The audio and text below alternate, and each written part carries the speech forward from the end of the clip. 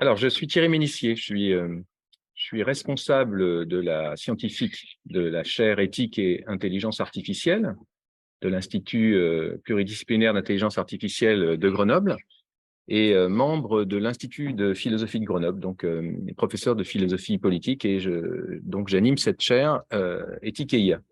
Alors, nous sommes ici à Grenoble, hein, ravis de vous retrouver, tant en présentiel qu'à distance pour cette conférence de Dominique Christian.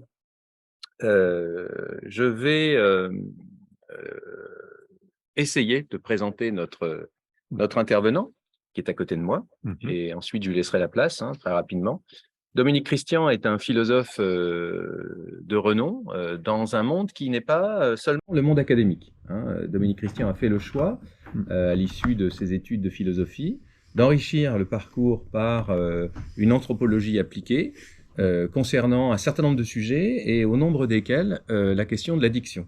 Mmh. Son action, son implication est passée par un mode, moi je trouve éminent de la pratique philosophique, qui est le conseil aux organisations. Mmh. Alors ce conseil aux organisations a fait que aussi bien Fabienne Martin-Juchat, qui est avec nous et qui va être une des répondantes de la séance, que moi-même avons eu à fréquenter Dominique à différents moments de notre vie, de notre carrière, en tant que responsable d'un cabinet de conseil.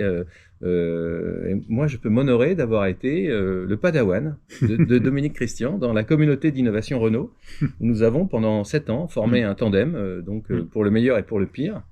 Et donc, vous le savez, hein, je suis personnellement attaché à la philosophie de terrain, à la philosophie pratique, hein, en ce qui me concerne par l'éthique des technologies, la philosophie politique, mais aussi l'observation des pratiques et des organisations. Alors, Dominique est un maître en la matière, et on peut dire que tu as enrichi la pratique philosophique, la tienne, par l'anthropologie. Voilà. Et c'est à toi que je dois cette expression de philosophie d'astreinte, dans laquelle je me reconnais particulièrement. Voilà. Alors, Dominique, depuis un certain nombre d'années, s'intéresse aux nouvelles technologies, du point de vue des questions philosophiques qui sont les siennes, et tout particulièrement cette question du métavers. Différentes expérimentations, menées certaines avec Fabienne Martin-Juchat, sont en cours par Dominique sur le métavers. Alors, il est très intéressant de voir qu'aujourd'hui, on va avoir une réflexion philosophico-anthropologique sur le métavers, qui est en relation notamment avec sans aucun doute, hein, avec ce qu'on a entendu la dernière fois avec Dakota Roots, il y a quelques semaines, qui concernait la réalité virtuelle. Donc ces deux interventions constituent une sorte de doublé, hein, qui appelle aussi d'autres évolutions. Voilà, donc bienvenue Dominique, j'en dirai pas plus. Tu as la parole alors pour combien de temps ? J'en sais rien. Tu s'en sais rien, tu verras. Voilà. La séance dure 2 heures. Et c'est une séance de travail, j'espère. Eh bien, c'est toi qui as le son ouvert, je crois. Quelqu'un a le son ouvert. Oui, excusez-moi. Donc, nous avons ensuite un échange à l'issue de cette présentation. Voilà. Donc là, voilà, ça c'est pour nos amis qui sont à distance. Voilà, bonjour à toutes et à tous. Donc je vais vous dire pourquoi d'abord j'en suis venu vraiment par hasard au métavers. C'était pas mon projet. C'est par la drogue, c'est-à-dire que donc quand j'étais gamin, j'ai été prof de philo dans une école médico-pédagogique et on est dans les années 60 et à ce moment-là, j'ai dans mes écoles médico-pédagogiques, vous savez, il y a des gamins un peu en déviance, quoi. Et cette école reçoit les premiers toxicomanes ou les premiers gamins qui abusent d'héroïne. Et prof de philo, j'ai pensé que ce problème-là qu'il montrait était autant un problème de conduite de leur vie que de médecine. Et donc j'ai commencé à réfléchir avec eux ou à partir d'eux sur cette question de l'intoxication.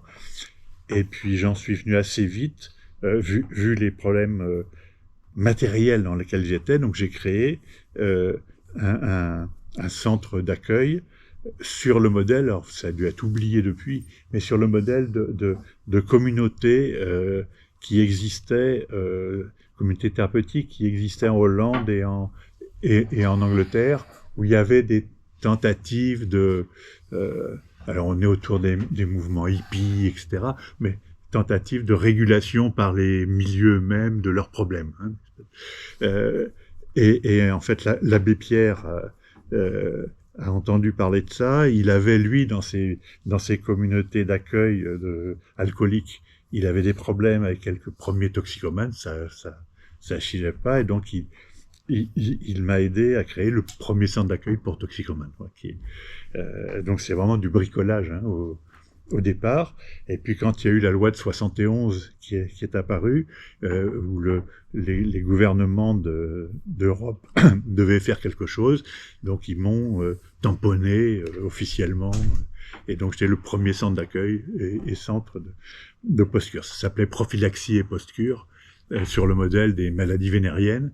Et puis j'ai demandé à ce qu'on enlève prophylaxie et que ça reste juste post-cure. Je pense qu'on aura sur le métavers aussi des centres de prophylaxie et de post-cure du métavers. Bon, on ne les a pas encore. Mais donc l'idée de fond de toutes ces nouvelles difficultés, en gros, c'est toujours le modèle des maladies vénériennes qui est au fond. Donc sur le métavers, vous verrez que les discours qu'il y a, c'est ça va s'attraper dans les mauvais lieux, etc. C'est toujours le même modèle qui est en fond. Et donc là, ce que je vais avoir avec vous aujourd'hui, c'est un apport clinique en fait, hein, c'est-à-dire je vais pas rester longtemps sur la toxicomanie et venir au métavers, mais quand même vous dire moi les 2-3 ressorts qui permettent de comprendre une situation et je voulais échanger avec vous sur la capacité ou pas de le transposer au métavers. Hein. Alors, ce qui est, je pense que vous n'êtes pas héroïnomane, en tout cas pas de façon abusive, parce que c'est difficile de gérer ensuite des études en même temps. Hein, donc je fais l'hypothèse que vous l'êtes pas. Ce qui a été étonnant dans le mouvement d'accompagnement et dans les communautés thérapeutiques, c'est d'abord la pression de symptômes. C'est-à-dire, je crée un centre d'accueil pour toxicomanes, donc c'est sur la base d'être toxicomane que vous rentrez, mais une fois que vous êtes rentré, on parle de tout sauf de ça. Qui était le modèle. Donc, je me suis mis d'accord avec l'abbé Pierre, puisque l'abbé Pierre recevait des alcooliques, c'était la clé d'entrée, mais une fois qu'on était dedans, on parlait de tout sauf de ça. Et le modèle, de quoi on parlait? On parlait du fonctionnement d'une communauté. Les grands problèmes, j'avais les plus grands trafiquants de drogue en même temps dans mon centre. Et les tensions, les problèmes, c'était qui fait la vaisselle. Il y avait leurs collaborateurs et leurs bandes qui se battaient à Stalingrad, etc. Mais c'était pas le sujet, quoi. Et j'ai trouvé intéressant cette idée, on y reviendra par rapport au métavers, donc cette idée du décentrement, de cette idée de parler d'autre chose. Donc je vais pas vous faire le coup de vous parler d'autre chose, mais un peu quand même. Un peu. L'autre point, et qui là ce qui me préoccupe en ce moment par rapport au traitement social du métavers, c'est que ce qui s'est passé sur la drogue en 69, 70, c'est la substantification. C'est-à-dire que jusqu'aux années 70, il y avait des gamins qui abusaient de drogue. Et donc, l'abus de drogue était un adjectif. À partir de 70, c'est devenu un substantif. C'était plus des gamins qui abusent de drogue, c'était des toxicomanes. C'est-à-dire qu'à un moment donné, le traitement social du problème a fait que c'est devenu une étiquette, c'est devenu une identité. Et autant il est possible, envisageable, d'abandonner une pratique désagréable ou problématique, autant quand c'est votre identité qui est en jeu, c'est plus pareil. Et donc tout le travail ensuite, ça a été comment on fait pour aider des gens à abandonner une identité qui les constitue. Le gamin d'ailleurs, un des premiers que j'ai accompagné, son surnom c'était Morphino. Hein. Pour vous dire que, parce qu'il se droguait depuis l'âge de 12 ans, quand vous arrivez à 18 ans que vous appelez Morphino, il est dur de comprendre qu'on va avoir une autre vie que celle qui est liée à la drogue. Alors, je rentrerai aussi dans le détail après sur à quoi ça sert. Donc, un des points de référence pour moi, c'est parce que vous connaissez bien les travaux de Baker sur Outsiders, hein, qui est vraiment resté sur les dizaines d'années d'accompagnement socio-psychologique, qui est resté un élément clé. Et je crois que par rapport au métavers, ça va être un jeu important. C'est-à-dire, l'idée en gros de Baker, ce sont les législateurs en fait qui cristallisent la marginalité déviante. Et je pense que c'est pour ça que pour moi c'est une excellente nouvelle que Facebook décide d'arrêter d'investir dans le métavers. Je pense que vous avez vu ça depuis il y a 2-3 jours. C'est une bonne nouvelle parce que ça partait très très mal, quoi. Donc le thème général que je voudrais aborder, d'abord il y a le thème vraiment très très large qui est celui de l'émancipation, hein, qui est celui de réfléchir à l'enfermement. L'ouvrage de base sur ce sujet, c'est Pinocchio avec Lille Ozanne. Hein, vous avez relu Pinocchio récemment? Non. Il vaudrait mieux. Hein. Vous vous souvenez Pinocchio qui se rappelle de Pinocchio et l'île aux enfants? Ah, ouais, alors. Ouais. Traumatisant. Voilà. Hein, éloquent voilà, voilà.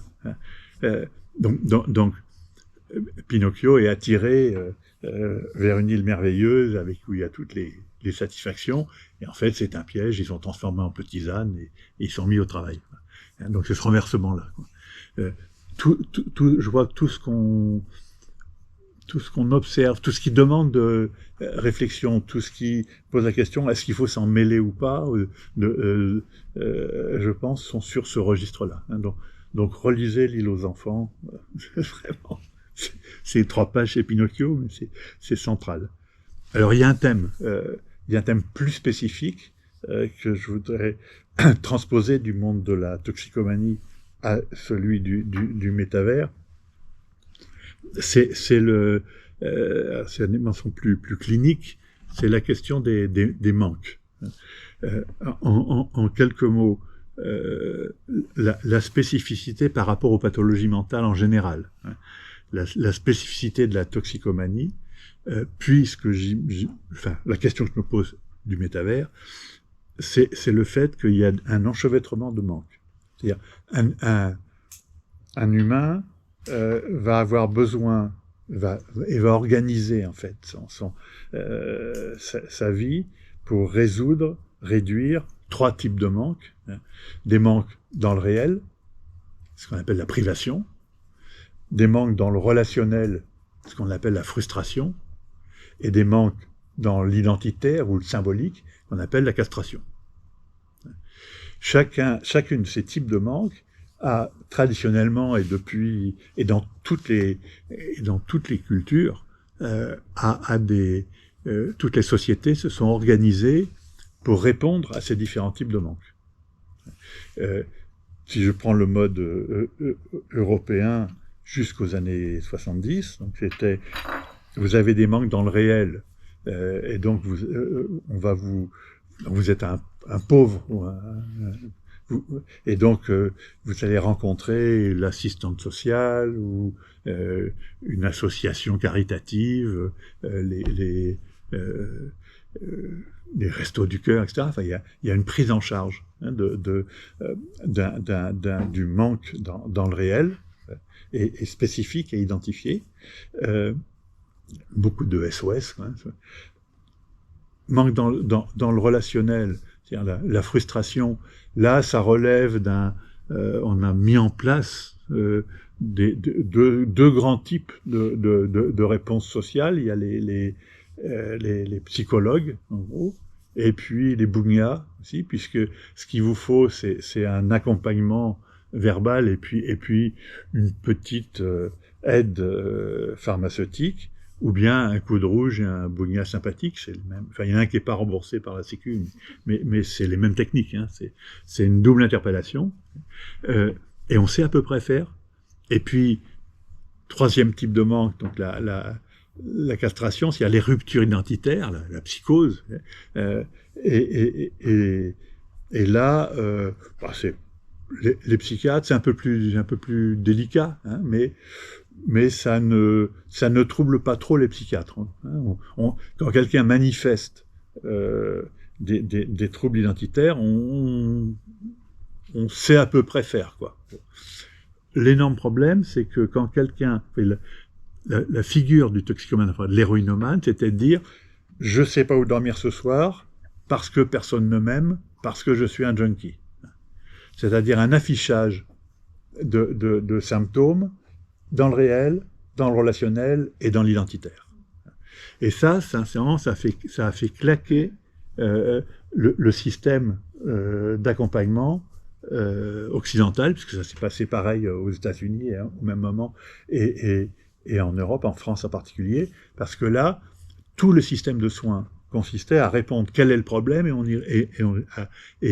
on va y répondre. Et là, tout à coup, ça générait ce que j'avais appelé à l'époque le syndrome de la Vénus de Milo, les bras vous en tombent, parce que tout à coup, vous ne pouvez plus répondre. Quelqu'un vous dit, voilà, je sais pas où dormir ce soir, je connais une association, je vais t'envoyer là-bas pour dormir. Tu veux que j'aille là-bas pour pas qu'on cause. Alors assieds-toi, on cause, mais où est-ce que je dors? Il y a sans arrêt un renvoi d'un registre sur l'autre, et ça a été cette spécificité clinique de la toxicomanie, et j'insiste là-dessus parce que c'est à ça que j'essaie de confronter, je vous dirai pourquoi, le métavers. On ne traite pas du tout de la même façon un symptôme et un problème dont on identifie la spécificité à un mal-être qui va répondre sur l'ensemble des registres. Donc ça, c'est ce premier préambule, et c'est pour ça qu'on est obligé de faire au départ une prescription de symptômes, c'est-à-dire d'accepter la totalité des facettes du symptôme, en disant, oh, je prends tout. Et donc tout le problème, vous savez, c'est il y a une seule autre structure, à part le soin, il y a une seule autre structure sociale qui prend tout comme ça, c'est la secte. La secte, elle vous donne spontanément de quoi manger, des amis un peu allumés, et puis une identité un peu molle, mais elle répond à tout. Et donc toute la question dans l'accompagnement global, c'est comment on fait pour être autre chose qu'une secte. Alors, on voit la finalité est différente, hein, puisque la finalité de la secte, c'est de vous garder le plus longtemps possible. La finalité du soin, c'est de vous laisser partir le plus longtemps possible. Je suis pas sûr que Facebook soit du côté du soin. Mais donc, ça aussi, on le reprendra. Mais donc, la base, en tout cas, de la clinique de l'intoxication, c'est de dénouer le nœud borroméen, hein, c'est de faire la part des choses, d'aider non pas à résoudre les problèmes, mais à serrer et à distinguer de quoi il est question. Donc le de quoi s'agit-il, c'est évident pour ça que je suis passé sans difficulté du monde du monde de la clinique au monde de l'entreprise, puisque la base de la stratégie, c'est sur cette question de quoi s'agit-il, hein, depuis Foch. Enfin, la question stratégique, c'est la même. Hein, c'est quoi le problème et comment on série les différentes menaces, etc. Donc, on pourra approfondir si vous le voulez, mais ce dont il est question, effectivement, c'est d'une démarche stratégique. C'est les outils de l'analyse stratégique qui sont nécessaires quand on doit dénouer un problème qui se présente en ayant une déhiérarchisation des problèmes, qu'on a plusieurs niveaux qui se mélangent, qu'on est enchevêtrés, c'est le même type de démarche. Parce que comprendre que quelqu'un qui est, que ce soit le toxicomane ou le métaversé à venir, on lui demande de changer de monde. La rupture à faire, quand quelqu'un est pris là-dedans, la rupture à faire, c'est un changement de paradigme. Donc vous connaissez ces notions d'habitus, les thèmes de Panofsky ou ce que Bourdieu a repris, ça, parce que je ne sais pas où vous en êtes dans vos socles référentiels, mais en gros, quand il s'agit encore une fois le règlement d'un problème, un changement de pratique, un désenclavement suppose une révolution copernicienne, c'est-à-dire suppose de regarder le monde autrement, on peut le dire comme ça. Ça va à peu près? Oui. C'est changer? C'est son propre monde à lui. Oui. Oui. Donc tous les paradigmes d'analyse de son environnement. Voilà. Et ces modes de survie. Un héroïnomane, en tout cas, vivait du trafic ou de la prostitution, enfin, était lié à son activité. Si vous arrêtiez de vous défoncer, vous perdiez vos modes de survie. Donc c'est systémique. Voilà, c'est tout à fait systémique. Hein. C'est au niveau du réel, au niveau du relationnel. Vous n'aviez, comme c'est des mondes clos, quand vous quittez l'activité, vous quittez ce monde. À un moment, il m'a dit, vous avez à changer complètement vos modes de vie. À ce moment-là, l'ensemble de vos réseaux d'amis, etc., disparaissent en même temps. Et puis, la façon dont vous concevez, vous, ce que vous êtes, ce qui vous identifie, la façon de vous présenter, disparaît aussi. Et donc, on vous demande simultanément de vous penser autrement, de penser votre réseau d'appui autrement, et de penser vos moyens de survie autrement. Donc, c'est une rupture un peu compliquée. Voilà. Et donc, les réserves qu'on peut avoir sur les risques associés au métavers, après je dirais le contraire tout à l'heure, hein, mais pour l'instant, à première vue, quand on parle de métavers et de ces risques en partie d'enfermement, c'est pas des risques simples et rigolos, c'est pas simplement perdre du temps, etc. Il y a des vrais risques de clôture.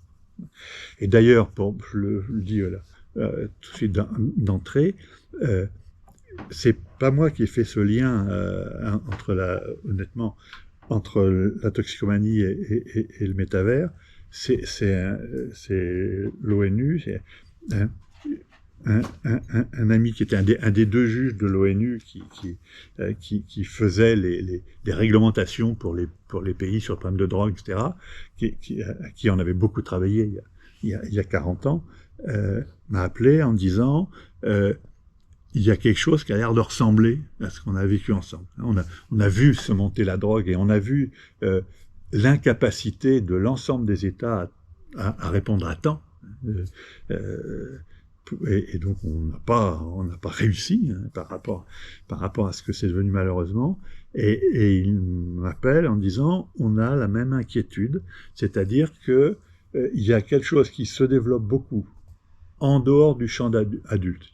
Les adolescents se mettent à avoir une pratique nouvelle qui, aujourd'hui, par exemple, on reviendra sur Unreal Engine, par exemple, c'est quand même 30 millions d'utilisateurs quotidiens. Donc, c'est pas un phénomène complètement anonyme. Donc, 30 millions de développeurs. C'est pas 30 millions de joueurs, 30 millions de développeurs spontanés possibles, quoi. Au monde. En dehors du champ adulte, il y a un trafic réel et il y a des bénéfices réels puisque vous savez, Unreal Engine, sur les jeux vidéo, dit c'est gratuit, Unreal Engine, et c'est quand vos jeux vous rapportent plus d'1 million de dollars que vous donnez 5% à Unreal Engine. C'est-à-dire, pour qu'il y ait vous imaginez un peu le flux financier qui est supposé pour que ce contrat soit passé. Et d'autre part, on a vécu, alors avec l'ONU, on a vécu l'aventure Internet, parce que vous savez, on raconte dans les milieux, Internet, c'est à l'origine ça a été développé de façon un peu californienne par des chercheurs discutant entre eux, par les Greens, par les mouvements écologistes californiens et par les réseaux homosexuels. Mais ça, c'est vrai au tout début. Mais très très vite, c'est les mafias qui l'ont pris. Très très vite, les grands investissements de développement de l'Internet, ça a été les trafiquants de drogue qui l'ont fait.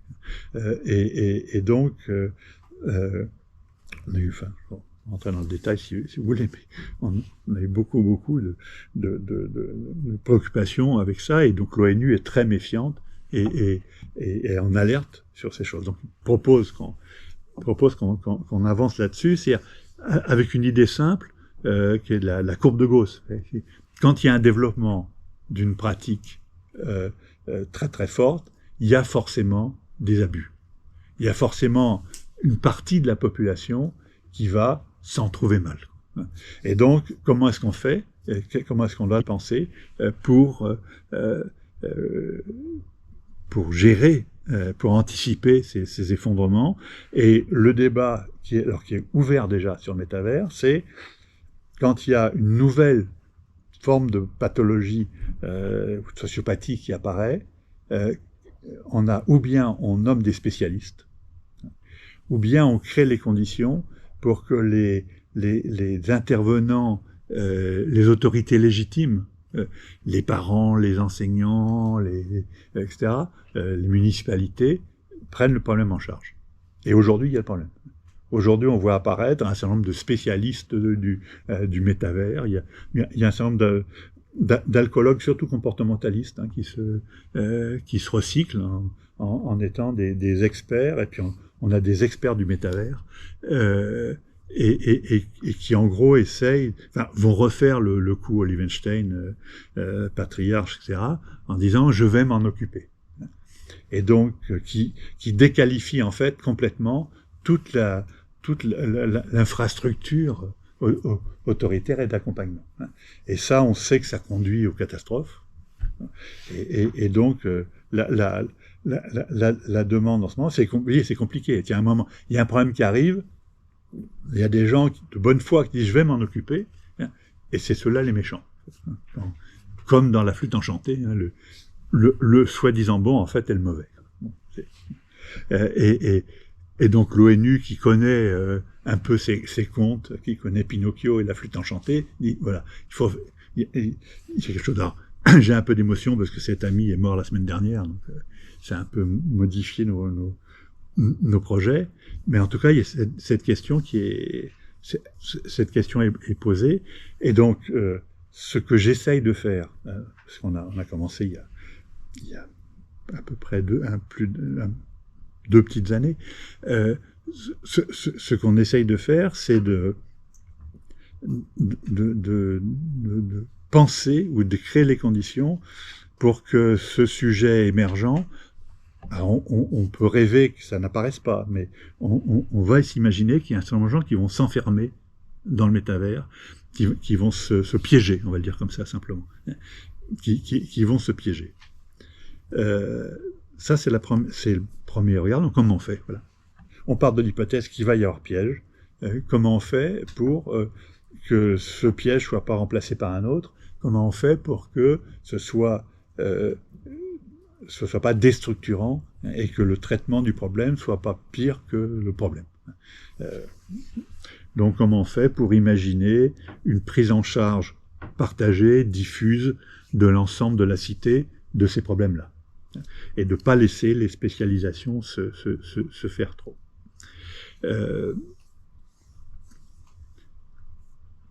Voilà la question qui est posée. Ça va à peu près, vous voyez à peu près. Oui. Et donc, évidemment, ça a effectivement à voir. L'idée, c'est, comme toujours dès qu'on a un problème, ça me rappelle quelque chose. Hein, donc, on va essayer de voir comment on peut ramener sur ce nouveau problème des modes de prise en charge ou des modes d'analyse qu'on connaît déjà.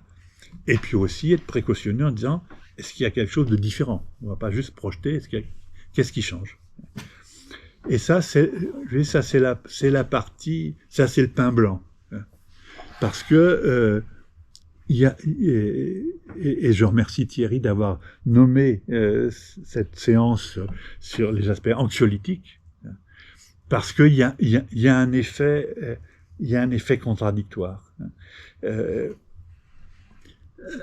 À propos d'enfermement, donc à première vue, tout enfermement, tout confinement est délétère, hein, et problématique. Le problème, c'est que un enfermement comme celui de la drogue, comme celui à venir probablement du métavers, n'est pas simplement anxiogène, il est aussi anxiolytique. C'est-à-dire que, et là, il faut que je fasse un tout petit peu de clinique. Donc, 5 minutes de clinique. Hein, si on va parler de pathologie mentale, vous savez qu'il existe un certain nombre de façons d'aller mal, d'un point de vue psychique. Hein. Vous avez sans doute déjà goûté un peu. On peut avoir ça veut dire quelque chose ou rien, la paranoïa, la schizoïdie, l'hystérie, la manie, la dépression, l'anxiété, hein, un ensemble de formes pathologiques. Alors au passage, ce qu'il faut vraiment toujours avoir en tête quand on pense prévention, c'est l'énorme différence entre les pathologies physiques et les pathologies mentales. Une pathologie physique, que ce soit une personne ou un corps social d'ailleurs. Une pathologie physique, c'est vous avez un organisme qui est en équilibre et qui va être impacté par quelque chose qui va le déséquilibrer. Un virus, un coup de hache, un platane, quelque chose, ça va déséquilibrer. Et donc l'accompagnement, ça va consister à régler le problème, à retrouver l'équilibre premier. D'accord ? C'est-à-dire le dérèglement vient d'ailleurs. Et il y a une intrusion. La pathologie mentale, c'est pas ça du tout. Alors on l'a cru parfois en disant je vais bien, puis je me suis attrapé une schizophrénie par un courant d'air. C'est pas comme ça. La pathologie mentale, c'est simplement le dérèglement d'une composante naturelle de l'équilibre psychique. La paranoïa, je vais prendre par exemple la paranoïa. Vous savez que la paranoïa, c'est le fait d'un calcul excessif qui va amener à tout s'explique et donc au bout du compte on m'en veut, etc. La plupart d'entre vous, j'ai compris par le tour de table, vous avez un petit passé plutôt scientifique. Donc la paranoïa vous guette. Bon, hein, c'est probablement la pathologie la plus probable chez vous, hein, puisque c'est de l'accélération du souci de comprendre, la paranoïa. La schizophrénie, par exemple, hein, ou la schizoïdie, enfin tout, ça va être le souci un peu tout le contraire, de se clore. Hein, si vous avez le besoin de temps en temps de vous retrouver, etc., c'est complètement légitime. Si ça devient complètement excessif, ça mène à la schizoïdie, etc. La manie, vous savez que la manie, depuis que vous êtes tout petit, on insiste pour que vous rangiez un peu vos chambres, etc., ce qui est tout à fait légitime. Si ça devient excessif, ça devient maniaque. Donc toutes les pathologies mentales sont des excès. Ça veut dire que la bonne santé mentale, c'est d'avoir toutes les pathologies. Vous voyez, un jour, si une petite recommandation, vous vous sentez en forme, vous êtes bien, vous prenez un manuel de psychiatrie et vous le feuilletez. Au bout d'un moment, vous allez moins bien. parce que vous vous reconnaissez dans les symptômes. D'accord ? Parce que toutes les pathologies mentales sont les symptômes de votre fonctionnement normal porté à l'excès. D'accord ? Donc vous comprenez que l'accompagnement va être différent. Or, parmi tout ça pour zoomer sur une pathologie particulière qui est l'anxiété, et qui est un énorme problème. Alors là, dans le monde de l'entreprise, si vous frottez au monde de l'entreprise, c'est un des énormes sujets, les risques psychosociaux, etc. Parce que l'anxiété est un compagnon de l'humain depuis toujours, hein, mais l'énorme problème, vraiment la folie clinique, c'est de confondre l'erreur grave, hein, c'est de confondre deux types d'anxiété. Vous n'avez pas de souvenirs, mais si vous avez des petits frères ou des sœurs ou des enfants, vous savez que le nourrisson est j'allais dire harcelé, en tout cas il est marqué par ce qu'on appelle l'anxiété primaire, c'est-à-dire la peur d'être éclaté, la peur de partir en morceaux.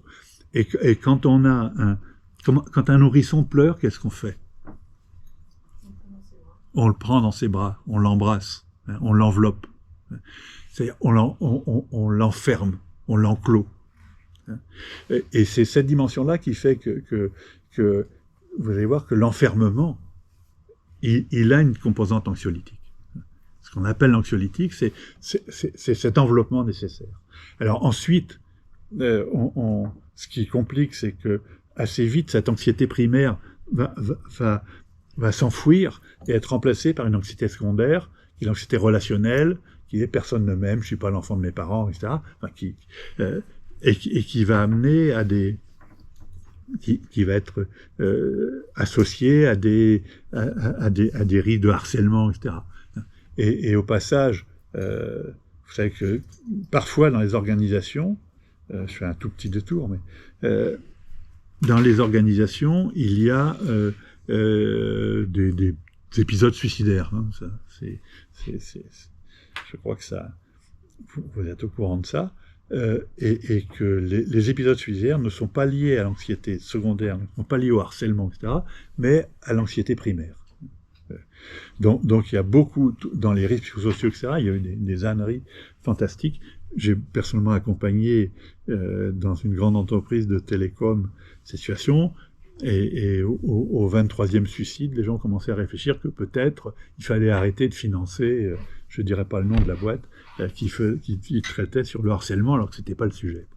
Là on en parle plaisamment, mais il y a des abominations qui sont menées comme ça par ignorance de minimum clinique.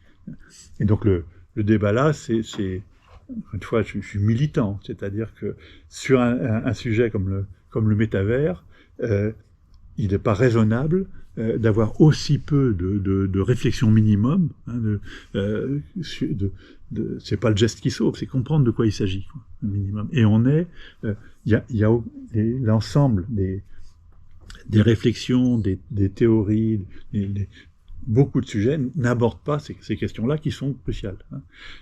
Enfin, on est encore à l'époque, sur le métavers, on est encore en capacité d'empêcher un phénomène comme s'est passé le phénomène de la drogue. On est encore comme on pouvait l'être dans les années 70 avec la drogue. Par paresse intellectuelle, il y a pas eu ce travail n'a pas été fait. Donc là, j'espère pour celui-là, on y arrivera pour celui-là. Hein. Comprendre ce qui est en jeu. Et donc, vous voyez, ce qui est en jeu, ce qui est compliqué, c'est que tout à coup, l'enfermement, l'embrassement, l'enlacement, la clôture est anxiolytique. Donc, tout ce qu'on a dit jusqu'à présent, en disant il y a des risques avec le métavers, que ce soit de l'enfermement, c'est pas que des risques, c'est aussi des solutions. Ça règle quelque chose, ça répond à quelque chose. Et donc, on doit gérer, on doit réfléchir à ces dispositifs en disant, il ne s'agit pas de dire c'est pas bon, on ne fait pas. Il s'agit de se dire comment comment on gère ça. Et à quel moment c'est un problème et à quel moment ça l'est pas. Et donc, évidemment, le développement du métavers dans son caractère le plus bloquant, le plus clôturant, hein, le plus enveloppant, c'est lié à l'anxiété, on sait l'anxiété des jeunes générations, liée à la destruction des appartenances et des solidarités. Le métavers est un effet clinique de réponse à l'ultralibéralisme.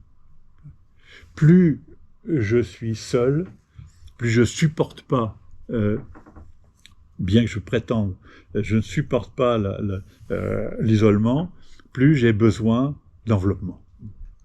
Et le métavers, dont on va dire, vous voyez, le métavers, attention, vous allez voir les campagnes de prévention, attention, le métavers, ça risque de vous envelopper, c'est ce dont j'ai besoin.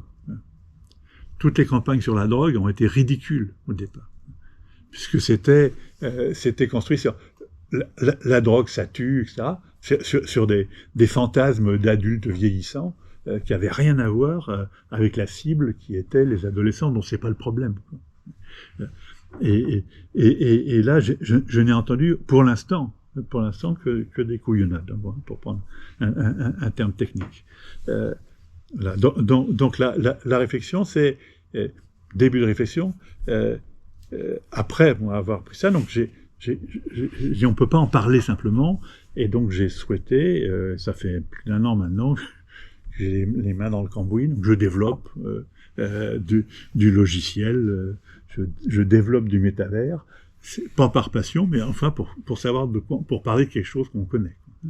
Donc je travaille surtout sur Unreal Engine, et on peut en parler, on peut en parler un petit peu. Mais la question, c'est enfin comment on se saisit d'un élément, comment on vérifie qu'on peut détourner un usage qui, si on le laisse aller à volo, on voit ce qui va se passer, effectivement.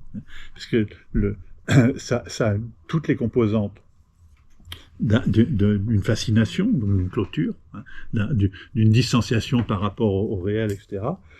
Et donc, comment on fait? Ça va à peu près? Je regarde le temps. Bon, je vais essayer de ne pas parler encore trop longtemps. Comment on fait? Vous avez pratiqué un peu le métavers. Vous avez mis des casques déjà? Hein? Oui. Hein? Casque de réalité virtuelle? Oui. Oui. Dakota, oui. Oui. Donc ça, c'est le premier niveau. Hein. C'est pratiqué. Et puis ensuite, donc ça, c'est on utilise. L'autre couche, c'est on développe. C'est-à-dire, là, on est consommateur, hein, on met le casque, pour comprendre, être un acteur de ça, il faut rentrer dans la machine. Comment ça fonctionne? Et donc, il faut utiliser les programmes de développement pour comprendre comment ça fonctionne. Vous pratiquez un peu? Vous développez sous des logiciels de soirée. Moi, je ne travaille pas sur Unreal Engine, j'utilise plus Unity. Unity, voilà. Ouais. D'accord. C'est pareil, c'est le même. C'est pareil. Oui. Alors, c'est entre C++ et C++. Hein, il y a, voilà. Bon, il y a 2 grands logiciels. Hein. Au passage, c'est tout à fait impressionnant. C'est-à-dire que Unity et Unreal Engine, alors 2 gros logiciels, partis de façon un peu différente, mais qui évidemment, comme toujours en stratégie, se copient tellement l'un l'autre que finalement ça se ressemble un peu, quoi, un peu fortement. Mais il faut dire que, surtout Unreal Engine, il faut dire que c'est ce logiciel qui est à la base de beaucoup, alors il y en a quelques autres mineurs, mais à la base de tout ce qui va être le métavers, mais aussi de la plupart des jeux vidéo, hein, aussi des films, aussi des développements en 3D. Pour vous dire, aujourd'hui, on connaît très bien en 3D dans le monde industriel, on connaît Dassault, vous connaissez donc 5000 grands ingénieurs chez Dassault et les systèmes de virtuels chez Dassault étaient exceptionnels. Et aujourd'hui, Dassault en partie abandonne sa spécificité pour se mettre à utiliser Metaverta, parce que Metaverse, c'est pas 5000 ingénieurs qui se volaient, c'est 30 millions d'utilisateurs quotidiens. Donc évidemment, il y a des... Alors, ça vaut la peine d'en parler, parce que ce mode de développement est aussi très, très, très particulier. Mais donc en gros, là, je peux essayer de zoomer à l'intérieur du métavers, le moteur qui est à l'intérieur, les logiciels, les programmes qui vont générer le métavers, c'est eux dont il faut observer les possibles et les limites. Donc je prends après avoir disséqué un humain, je vais disséquer un logiciel un peu. Donc ce qu'il y a de commun, et là, alors sous votre contrôle par rapport à Unity, parce que je connais surtout. J'ai essayé Unity, mais j'ai préféré Unreal Engine parce que pour employer un terme technique, il est plus bordélique. Oui. Parce que c'est tout à fait impressionnant. Unreal Engine, c'est un logiciel et qui est développé sans qu'il y ait enfin 30 millions d'utilisateurs, sans qu'il y ait aucun manuel écrit. C'est-à-dire que tout est, tous les développements, les gens se filment en train de trouver, et puis projettent ça. C'est que de la bidouille. Ça veut dire que vous avez quelque chose à régler, vous avez 5 ou 6 solutions différentes pour faire la même chose. C'est pas normalisé, c'est pas réglé, et simplement parce que quand vous écrivez un manuel, vous écrivez, puis d'abord vous relisez, puis il y a au moins quelqu'un d'autre qui relit. Quand vous enregistrez simplement par Zoom pour expliquer ce que vous faites, il n'y a personne qui vous relit. Donc très souvent dans les vous regardez les programmes d'aide au développement, etc. Parfois au bout de 3/4 d'heure, la personne dit non, ça marche pas. Ce qui est intéressant en termes de développement. Il faut passer un certain temps dans les fausses pistes. Voilà. Donc il faut le comprendre. Le logiciel lui-même est en développement, végétal, quoi. C'est par arborescence, par rhizome, comme disait Deleuze. Deleuze restant, d'un point de vue philosophique, l'auteur clé de compréhension de ce phénomène. On peut revenir un peu. Mais donc, en quelques mots, et avant d'échanger, il se trouve que la structure et ça va avoir beaucoup de conséquences, la structure des logiciels sont construits sur un mode narratif. C'est-à-dire, vous avez à développer des personnages, des paysages, une intrigue, et ce qui va être la clé de votre écrit libre, c'est donc ce qu'a inventé la narratologie depuis maintenant 100 ans, qui est l'articulation et les différents registres possibles de développement. Mais il y a juste une dernière chose, puis après je souhaiterais qu'on échange. Une dernière chose, c'est que quand on est sur cette matière-là, une matière molle, qui est à raison narrative, il y a une chose qui est absolument à maîtriser, qui prend le pouvoir très vite, et avec lequel vous jouez, ou vous essayez d'éviter, ce sont les processus d'envenimement. Et processus d'envenimement, donc, comment, en particulier, quand on est sur les intoxications ou sur les enfermements, comment de l'usage devient de l'abus, et malgré soi. Et donc ce qu'il faut maîtriser, et ce qu'il faut enseigner, je crois, comme principe de base à toute personne tout adolescent en particulier, qui veut rentrer dans un dispositif comme ça qui est très très fascinant, c'est de comprendre et de maîtriser les 4 grands types de processus d'envenimement. Vous connaissez un peu ça, c'est Kaiwa, les processus d'envenimement, c'est il y a 4 grandes façons, 4 grands processus d'accélération d'un phénomène. Le premier processus, c'est Ilinx, Agone, Mimicry et Aléa. Ilinx, c'est tout ce qui est de l'ordre du vertige. La spirale. Alors ça, c'est un petit peu ancien, puisque c'était la base pratique des chamans, hein, qui est le fait, je vais changer de registre, je vais tout à coup, je vais avoir un résultat non économique, ou au-delà de l'économique. J'ai un ensemble de ressources. Ces ressources, si je les gère rationnellement, je peux deviner les résultats que je vais obtenir. Il existe, ça c'est toute la base de l'économie socio-économique.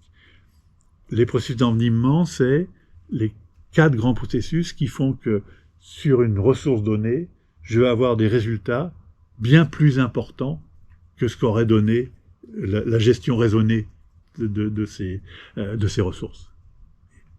Et évidemment, c'est ces 4 processus d'envenimement qui sont complètement fascinants. C'est ça qui fait des Yahoo, en gros, des déclics.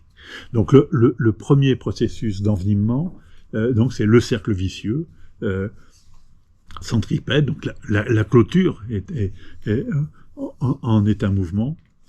Au passage, donc ce qu'a identifié les Kaiwa, c'est que les jeux enfantins sont construits sur ces 4 processus.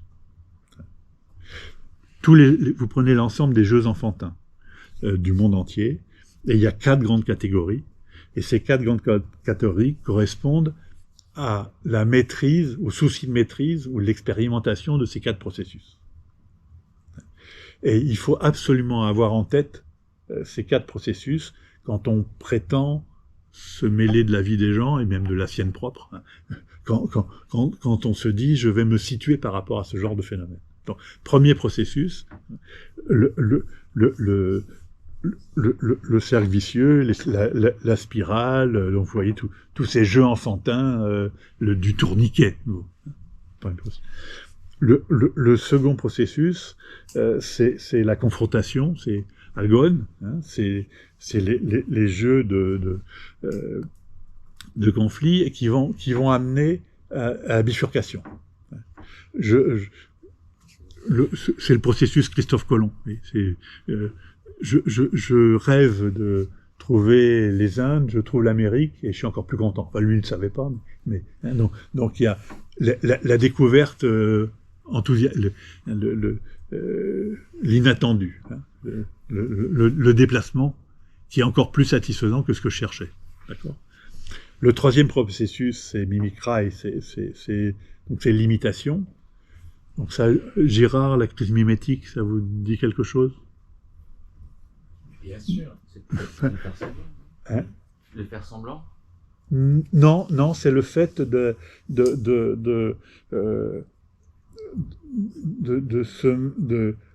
comment dire.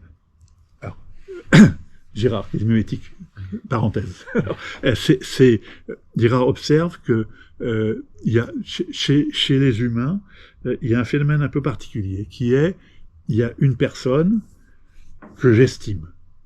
Et je l'estime à ce point que je me mets à mimer ses propres désirs. Moi, j'ai un ensemble de désirs, j'ai un objet de désir, mais je trouve quelqu'un d'admirable, et donc je ne vais plus poursuivre ma propre quête, je vais me coller à ses propres désirs. L'énorme problème, c'est qu'à partir du moment où je me colle sur ses propres désirs, lui que j'estimais autant devient un concurrent. Et donc la base de la haine, la base des rapports de violence très forts sont liés au fait de proximité. Et donc tout l'enjeu, ça va être de comment ne pas être un leader charismatique, en gros, parce qu'un leader charismatique ne peut générer que la haine. Sauf que la seule façon d'éviter d'être dans ce piège-là, c'est d'être un Gaulois réfractaire, c'est-à-dire de ne pas rentrer dans le modèle qui est proposé. Et donc, chez beaucoup de personnes qui débrayent, c'est une réaction raisonnable et salutaire par rapport à un désir modélisant trop fort, trop présent. Donc, les dirigeants narcissiques, et je cite personne, les dirigeants narcissiques entraînent nécessairement une réaction et une distance par rapport à leurs ouailles. Donc c'est ça le désir mimétique. Et dans le mimétisme, il n'y a pas une carte d'identité? Oui, bien sûr. Ça va, On se colle à l'autre, voilà. Oui, tout à fait. Tout à fait.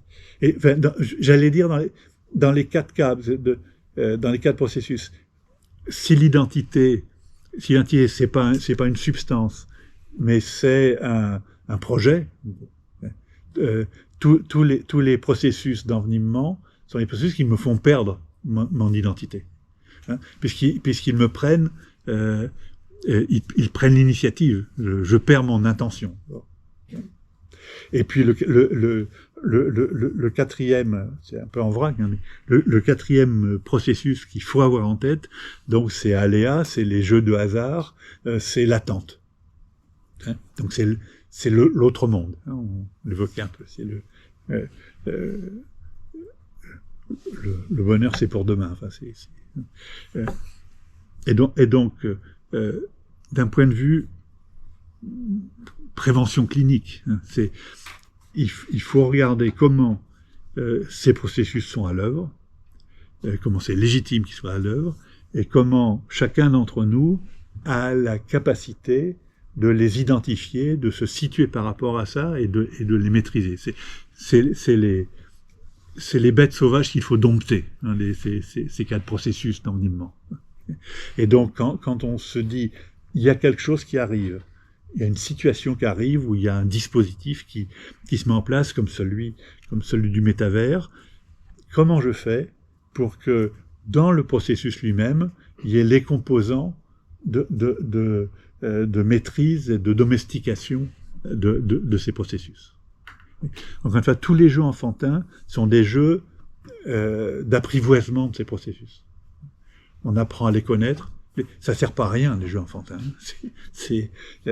Et si les gamins, à très juste titre, ils passent l'essentiel de leur temps, c'est pour des raisons de survie. Parce que la maîtrise de ces processus est la seule façon de rester le maître de son destin, l'acteur de sa vie. Donc pour moi, la première question sur le métavers, c'est identifier. Et donc dans les logiciels, dans les composants même, encore une fois, du dispositif, de regarder les ressorts du dispositif et de regarder comment on crée les conditions d'une maîtrise de ces processus pour pouvoir répondre à la question, est-ce que le métavers, est-ce que c'est de la colonisation psychique ou est-ce que c'est de l'émancipation? En vous rappelant c'est la dernière remarque, c'est que sur les 3 grands types de savoir, je pense à Paulo Freire en particulier, 3 grands types de savoir, il y a les savoirs techniques qui me permettent de me situer dans le monde, les savoirs relationnels qui me permettent de me situer par rapport aux autres, et le savoir émancipatoire qui me permet de me situer par rapport à moi-même et par rapport à ces processus.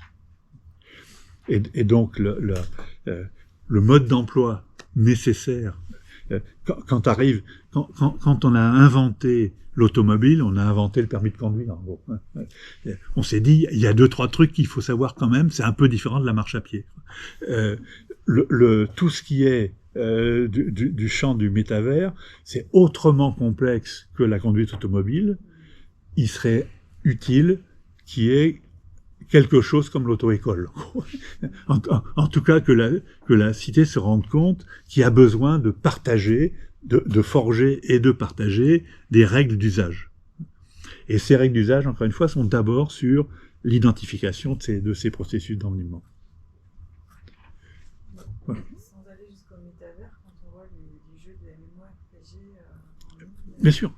on est déjà dedans. On est déjà dedans, bien sûr, bien sûr.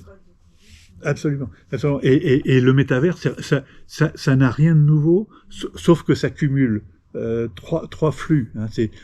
Le métavers, c'est à la fois toutes les ruminations autour de la 3D, de la géode au futuroscope, en passant par les lunettes bleues et vertes, etc., enfin bleues et rouges. Donc, tout ce flux-là, hein, de la 3D. Le deuxième, c'est tous les jeux vidéo. Hein. C'est pas, encore une fois, Unreal Engine et Unity, c'est des logiciels au départ pour des jeux vidéo, qui est surtout sur la castagne, etc.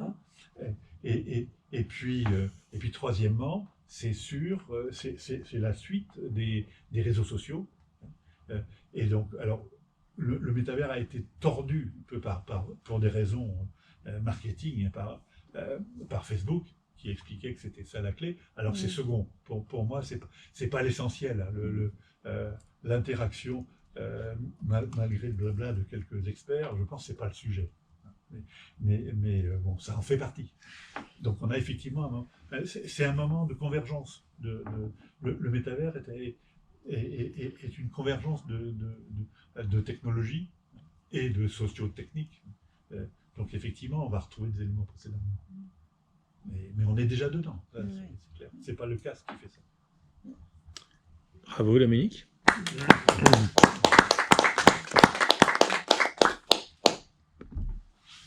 C'est militant, mais c'est urgent. Bon, j'espère qu'on m'entend là dans ce. Est-ce que vous m'entendez? On a changé de micro. On m'entend, tu crois? Ok. Bon, alors allons-y. Merci Dominique. Hein, je vais donc pas faire de synthèse, mais juste donner la parole à la salle physique et la salle numérique. Moi, ce que j'ai apprécié quand même, c'est le fait que ton analyse du métavers, elle est à la fois disons, elle est critique, donc elle est extérieure, mais elle est aussi intérieure, au sens où finalement, elle évoque pour moi, je suis étonné d'ailleurs que tu ne l'aies pas mentionné, mais c'est peut-être une évidence, le statut du pharmacone. Donc, dont parlait Stigler par exemple, c'est-à-dire le poison est aussi le remède. On est d'accord là-dessus. Voilà. Donc c'est une position appréciable pour une philosophie de type. On m'entend pas là. Si, on t'entend. Pour une philosophie tu évoques Deleuze aussi, de l'immanence. Oui. Voilà. Et ce qui est intéressant, c'est que tu en appelles finalement une régulation, mais cette régulation, moi je suis assez réservé sur les régulations. Mais la régulation, elle passe par l'appropriation par une communauté experte du savoir-faire. Oui, bien sûr. Donc cette communauté de savoir-faire qui seule rend crédible la régulation, justement. C'est-à-dire c'est par le développement de la programmation qu'on peut maîtriser l'affaire. Voilà. Il y a donc une nouvelle culture, une sorte de culture technique à développer. Voilà, cette culture technique qui est, si je te comprends bien, finalement en retard, cruellement en retard. Et c'est ça dont on peut s'inquiéter malgré tout.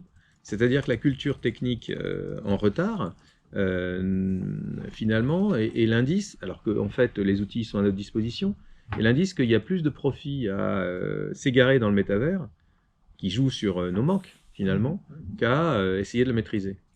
Voilà. Donc, cela même donne un aperçu assez particulier sur le sens de ces technologies pour une société de consommation, une société hédoniste comme la nôtre.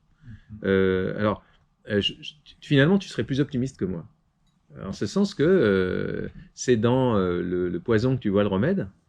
Moi, c'est dans le poison que je vois l'aliénation durable, persistante, séduisante. Voilà. Oui. Parce que je crois à la gueule de bois. Ok, voilà, donc c'est tout ce que je dirais. Merci pour cette intervention. Fabien ? Alors, je ne sais pas s'il faut que je mette le son. Non, c'est là le son. Non.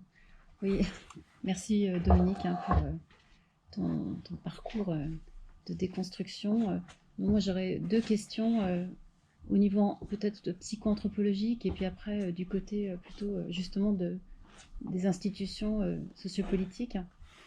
moi j'ai une question qui est que si on part du principe qu'on est déjà tous drogués, hein, plus ou moins, au niveau comment dire, de l'équipe psychique, est-ce que il y a à un moment donné une incapacité à comment dire, intégrer ou se réapproprier par rapport à un niveau de drogue qui augmente?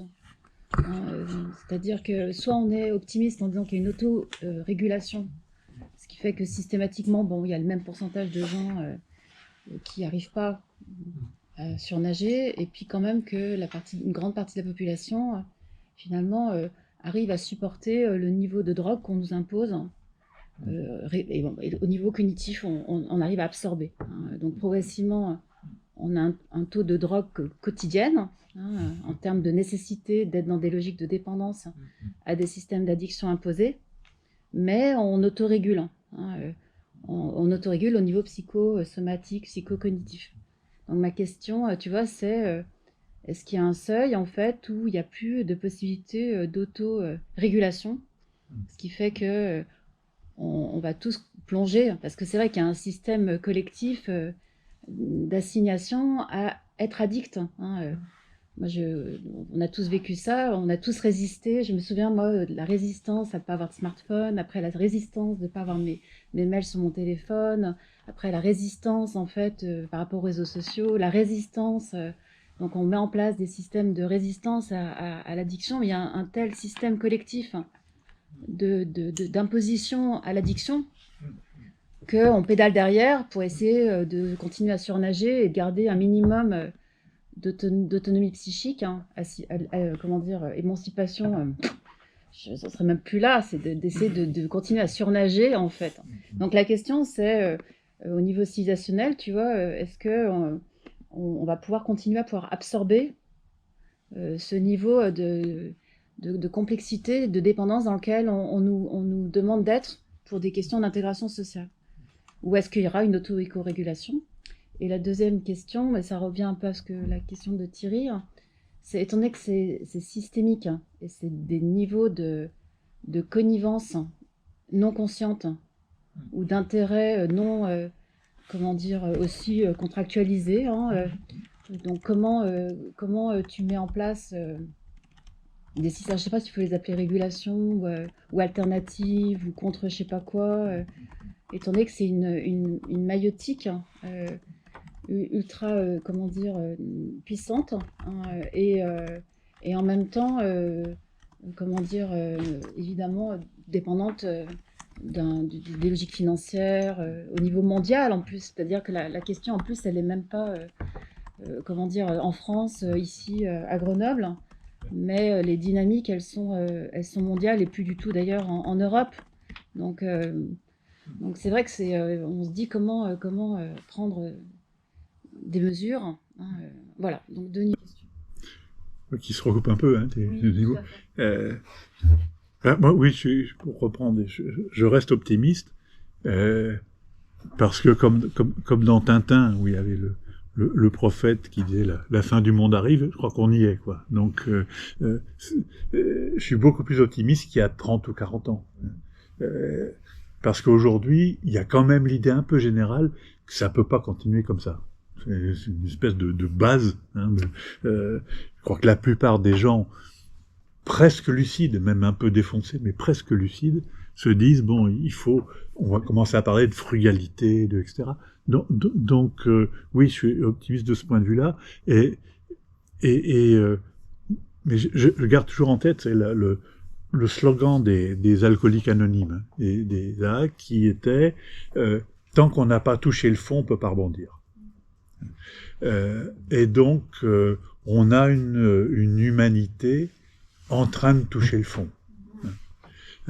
Ça veut dire que y a le côté négatif, c'est bien bas. Le côté positif, c'est il y a une chance que ça rebondisse, quoi. Voilà. Et donc tout ce qu'on peut faire. Moi, je pense qu'on est un peu. On appelait un peu à tort le Moyen Âge les siècles obscurs. parce qu'il se passait plein de choses. Je pense qu'on est dans des siècles obscurs.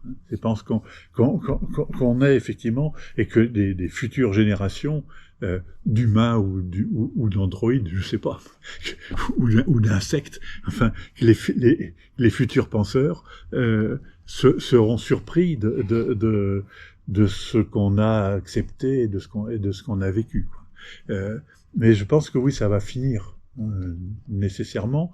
Et comme au Moyen-Âge, ce qui est important, c'est d'avoir suffisamment de scribes dans les monastères qui essayaient de maintenir suffisamment d'éléments, de pouvoir passer suffisamment d'éléments de culture.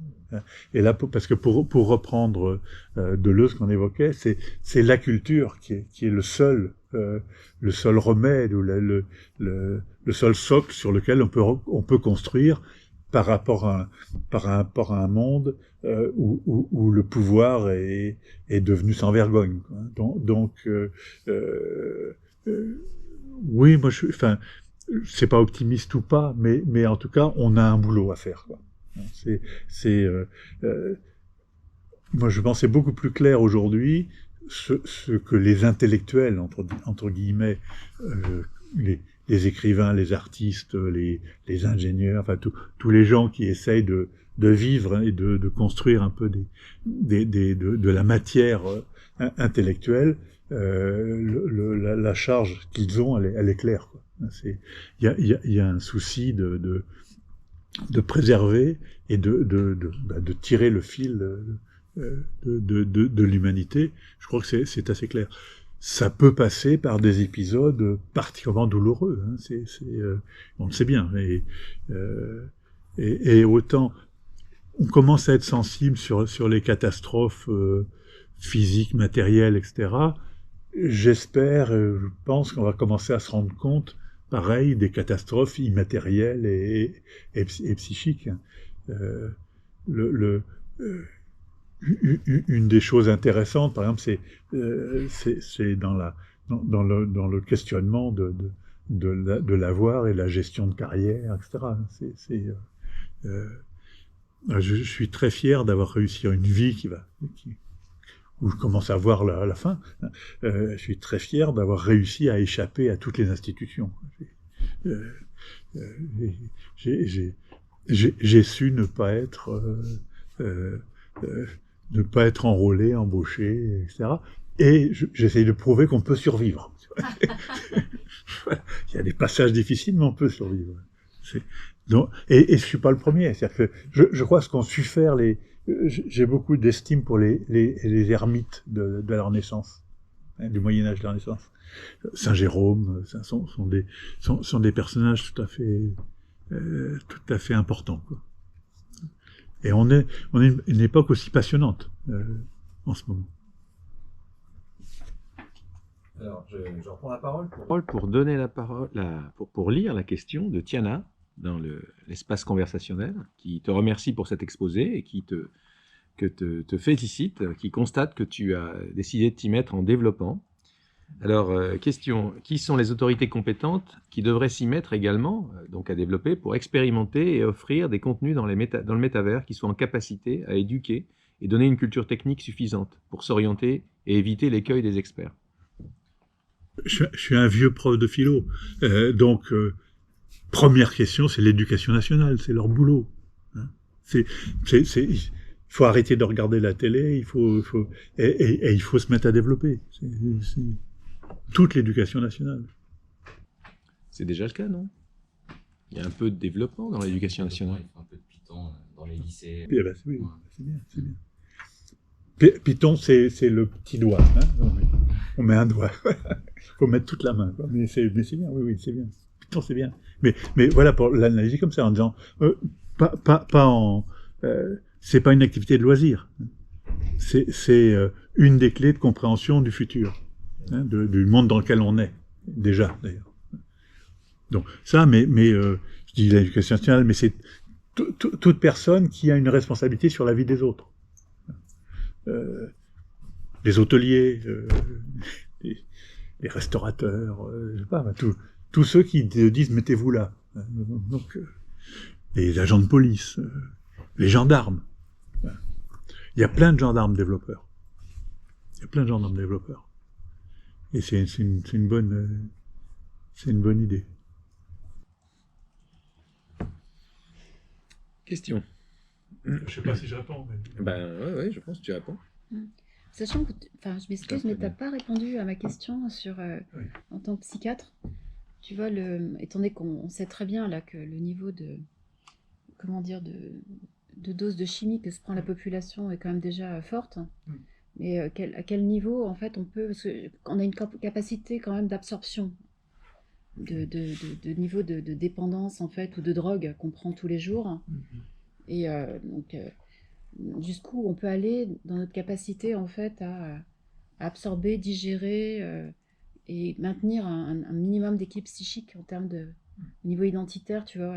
Ou est-ce que tu fais comme hypothèse qu'on a un niveau là de seuil, en fait, d'éléments qui fragmentent tellement l'identité qu'au niveau cognitif, une grande partie de la population va devoir prendre des pilules tous les jours, quoi. Donc, alors j'ai envie de répondre plein de niveaux. Hein. D'abord, en tant que philosophe, on répond jamais. Question qu'on vous pose. Mais quand même, en tant qu'ami, je pense les doses chimiques qu'on prend, c'est pas simplement les pilules.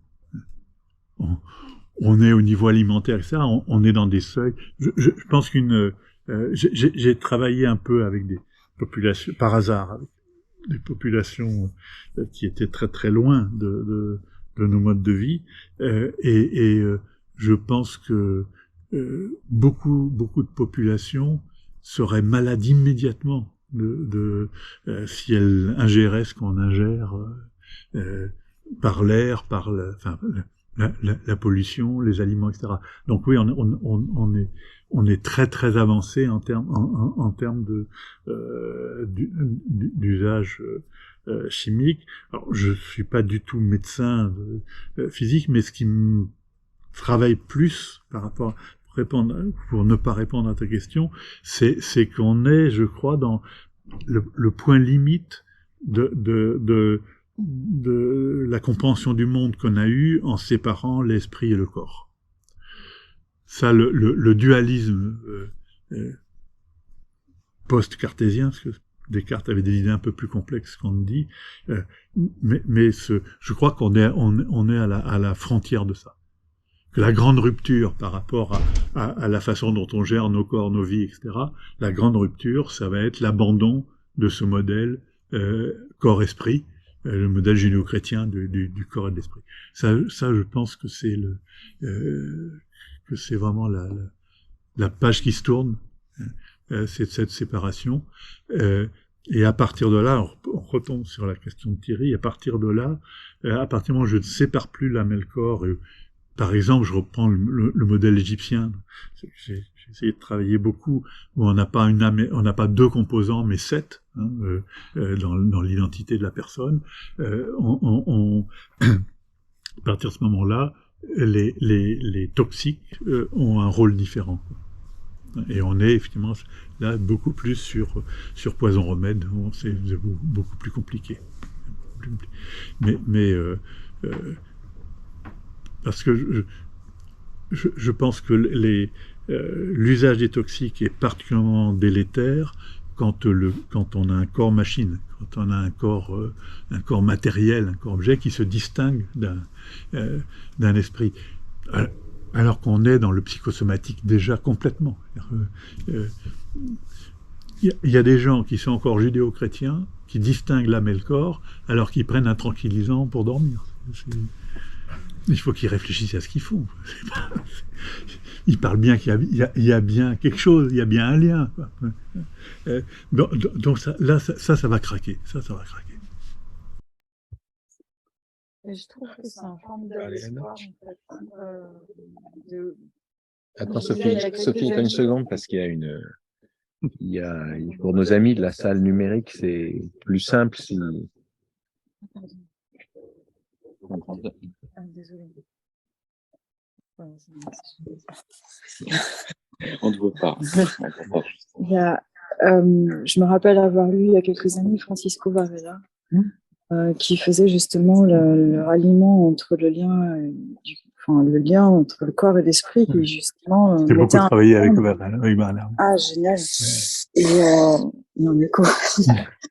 Et en fait, je trouve que c'est un formidable espoir qui est cet éclairage-là, qu'on atteint finalement ce point de rupture, où on a des pratiques même alternatives de soins par soi-même. Enfin, il y a tout un tas de catégories de développement personnel qui valent ce qu'elles valent, qui s'ancrent finalement dans une société commerçante très absolutiste, j'allais dire, de ce point de vue-là, mais qui proposent malgré tout un ancrage par le corps.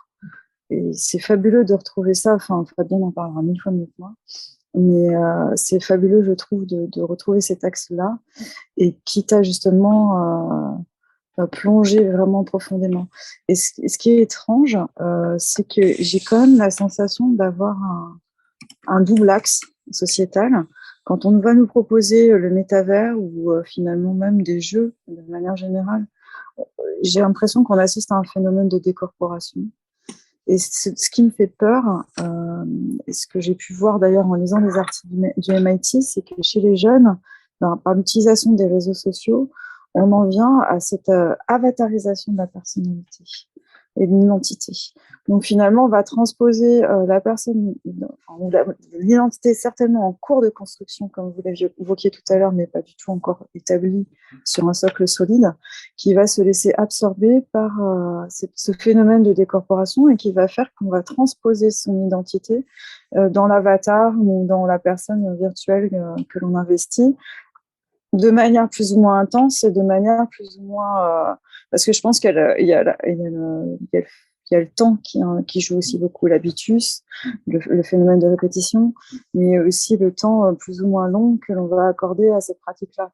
Donc là, je ne sais pas quelle est votre vision là-dessus, justement, sur cette division potentielle, alors que d'un côté, finalement, on a une révélation, et de l'autre, on a quand même un ancrage et une pratique qui se développe. Je prends pour exemple justement votre sujet d'étude, quoi. Oui, on est bien dans le cœur. Moi, justement, je pense que le thème de l'avatar est tout à fait intéressant, parce que c'est la dernière vision de la pensée du 19e siècle. C'est-à-dire, parler d'avatar, on pense la distinction entre l'esprit et le corps quand on dit ça. Quand on parle de décorporisation, on pense le corps séparé de l'esprit. Quand on se dit, c'est plus ça le sujet. J'ai besoin de comprendre, et ça, les jeux le permettent. Un des premiers apports de Oculus, du casque, vraiment je vous conseille de le faire.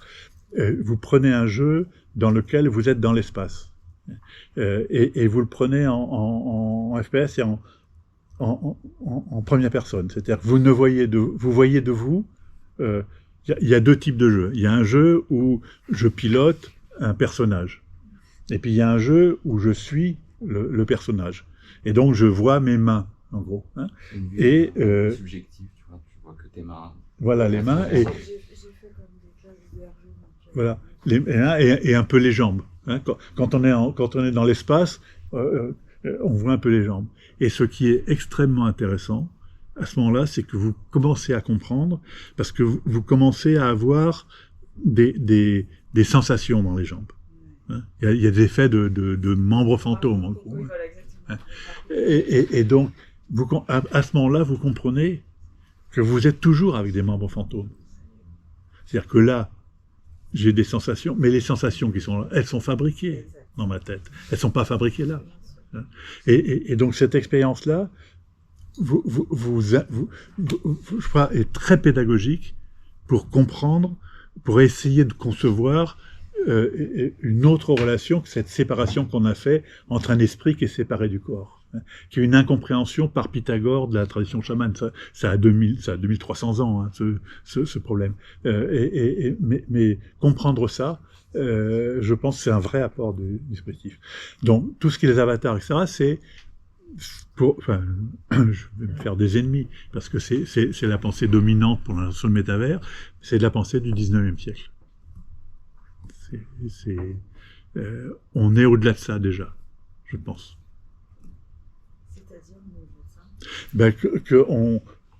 On sait bien qu'on est en train de créer les conditions pour concevoir la relation à soi et aux autres, qui est une relation de non-séparation entre l'esprit et le corps. C'est pas là que ça se joue. Le corps n'existe pas en dehors de l'esprit et réciproquement, quoi.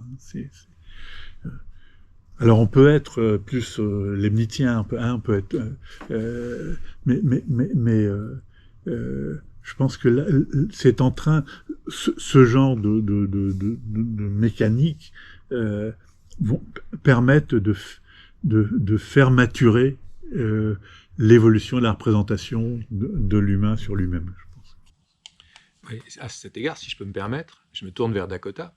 On a entendu le fait que la réalité virtuelle, dans une approche merleau-pontienne, finalement permettait la réappropriation et l'exploration. Je pense que tu partages la même position. Pour moi, je vais dire, j'ai peur que je comprends que la philosophie craint que la réalité virtuelle nous coupe du monde physique, mais d'abord, je pense que c'est une position un peu réductive.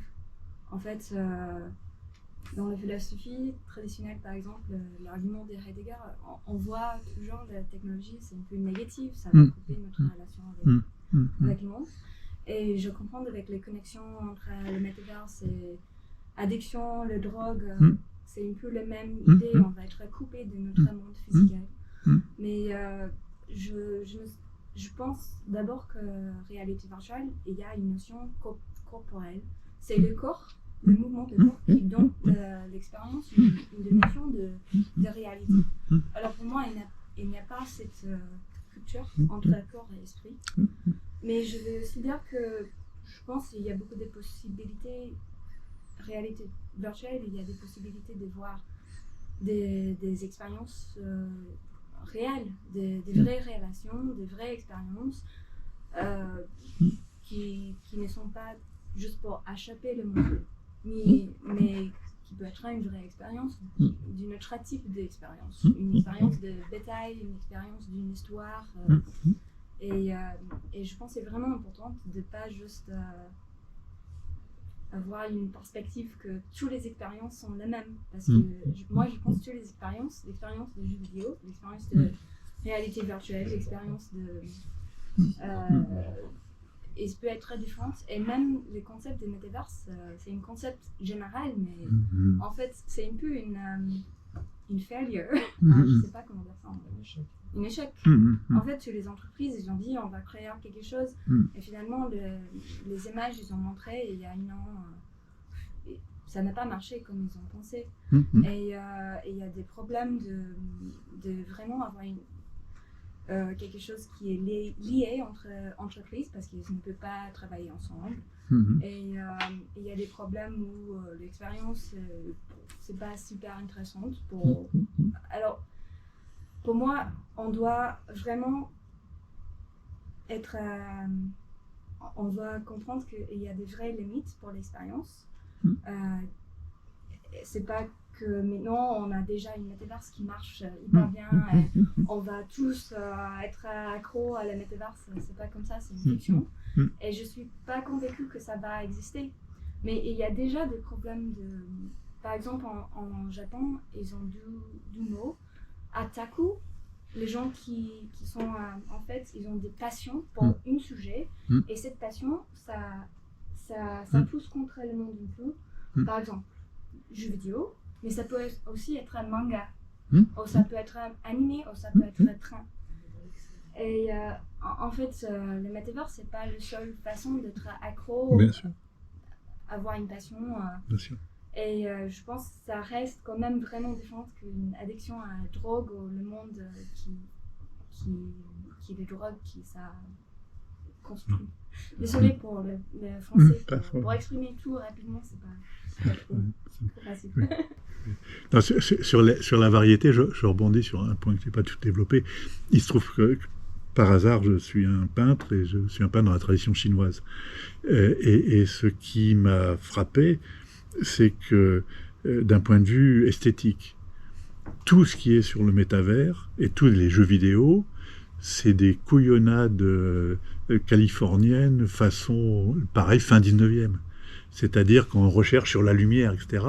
Il y a une méconnaissance d'un point de vue esthétique, d'un point de vue artistique, une méconnaissance de la révolution picturale depuis le 19e, hein, parce que depuis l'impressionnisme, il y a quasiment aucun, j'ai trouvé quasiment aucun jeu vidéo, il y en a un tout petit peu, hein, mais très très peu. En tout cas, dans le métavers, j'ai 2 ou 3 qui sont plutôt au Canada et faits par des associations sociétés premières, mais sans ça, le style esthétique de l'ensemble des jeux vidéo, c'est de l'art pompier. C'est-à-dire qu'il n'y a aucune réflexion réellement sur... ça cherche à être réaliste, à être le plus réaliste possible, etc. Et donc, qui était encore le souci de la peinture, fin 19e. Je ne peux pas le montrer là, mais j'essaye d'intégrer de la peinture chinoise comme fond, comme décor, et ça suffit pour décaler déjà un certain nombre de choses, quoi. Et je rêve d'avoir du métavers et des jeux vidéo qui sont d'influence de peinture australienne, aborigène, d'influence africaine, etc. Pour l'instant, il n'y a pas ça. Donc hein. On se rapproche plus de la symbolique, finalement, de l'abstraction. C'est ça que vous cherchez à exprimer? Par exemple, hein, mais en tout cas, qui est la question du traitement de l'image et donc pour l'instant c'est très naïf. Hein, donc c'est des chromos pour l'instant. Hein. Et ça, je pense qu'il y aura des bascules de ce type pour aller tout à fait dans votre sens. Je pense que la variété va apparaître. Hein, je crois beaucoup plus au métavers chinois que californien, hein, dans le futur proche. Mais le métavers ghanéen, je sais pas, sera ça, et surtout aborigène, devrait être tout à fait important. Je reprends la parole pour donner la parole à la salle numérique. Il y a Régina qui te remercie et qui ajoute « Brillant comme d'habitude, dans ces temps obscurs, votre exposé est éclairant. » Voilà. Et Alexandre qui pose une question, tout en remerciant aussi pour l'intervention et ses qualités.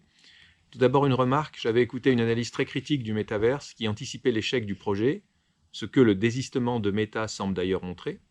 La raison étant la difficulté de prise en main, nécessité d'acheter un casque de réalité virtuelle et d'y consacrer volontairement un temps dédié, et le besoin de socialiser directement, surtout après la période de distanciation sociale due au Covid-19. A l'inverse, une des raisons de la popularité des réseaux sociaux étant leur facilité d'utilisation, il suffit de sortir son smartphone pendant les moments de temps libre.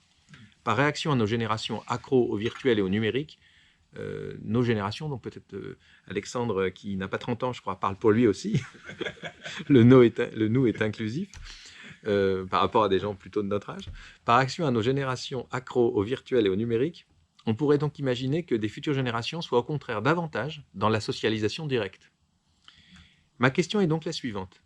Quels usages réservés aux réseaux sociaux et à la réalité virtuelle ou augmentée pour éviter la dépendance? Oui, il faut qu'on se voit et qu'on travaille ensemble. Hein. Encore une fois, j'essaye surtout pas d'avoir les réponses. J'essaie d'aider à poser les bonnes questions. Hein.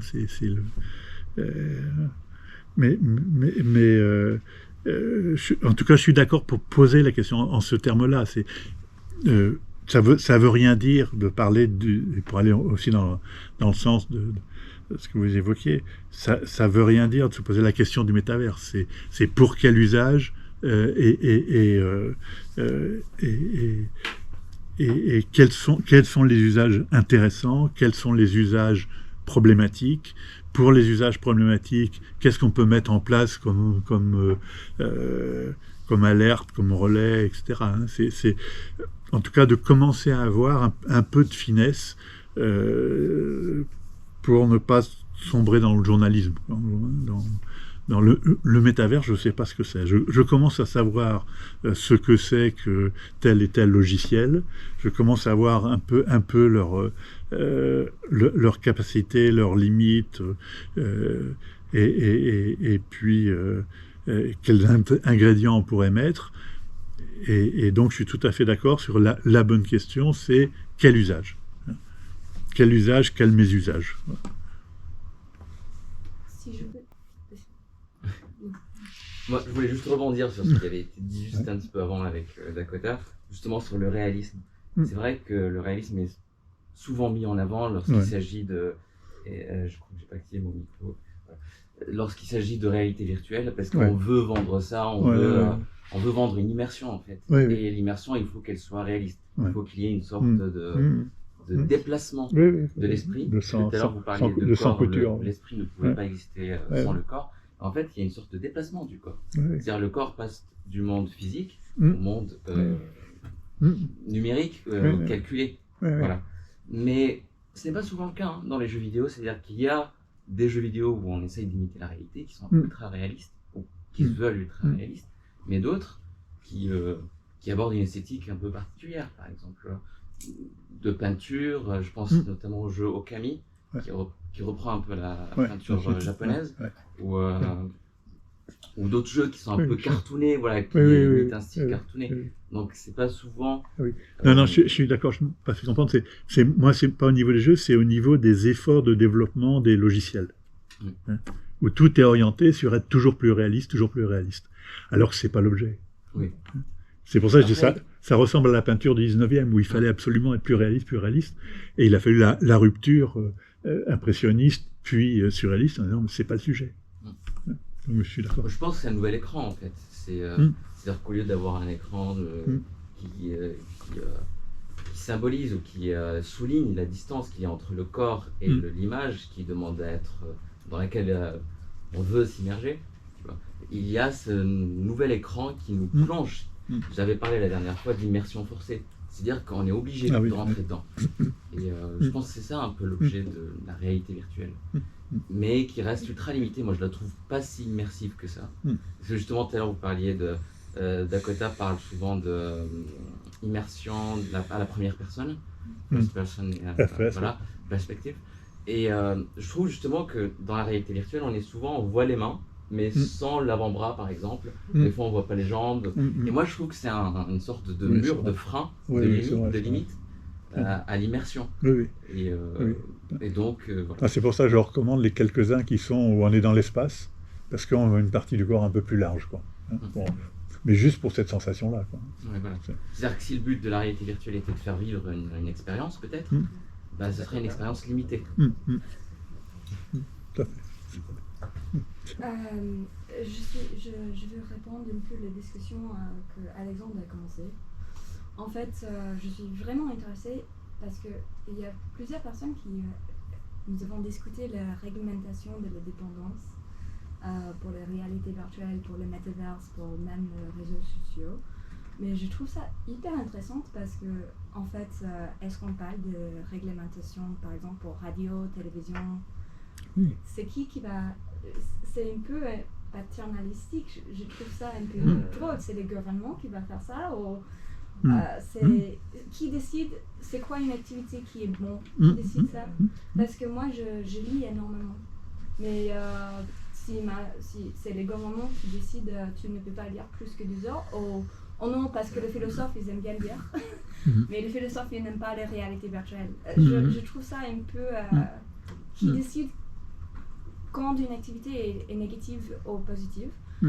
On doit faire attention de ne pas juste avoir une habitude de oui, ça c'est mauvais, ça c'est bon.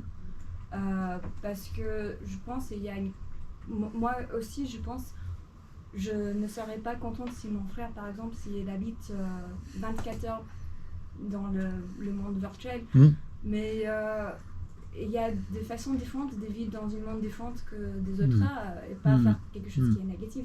Alors, je pense, expliquer en français c'est plus difficile, mais on doit trouver les choses qui est problématique et les choses qui est juste différentes.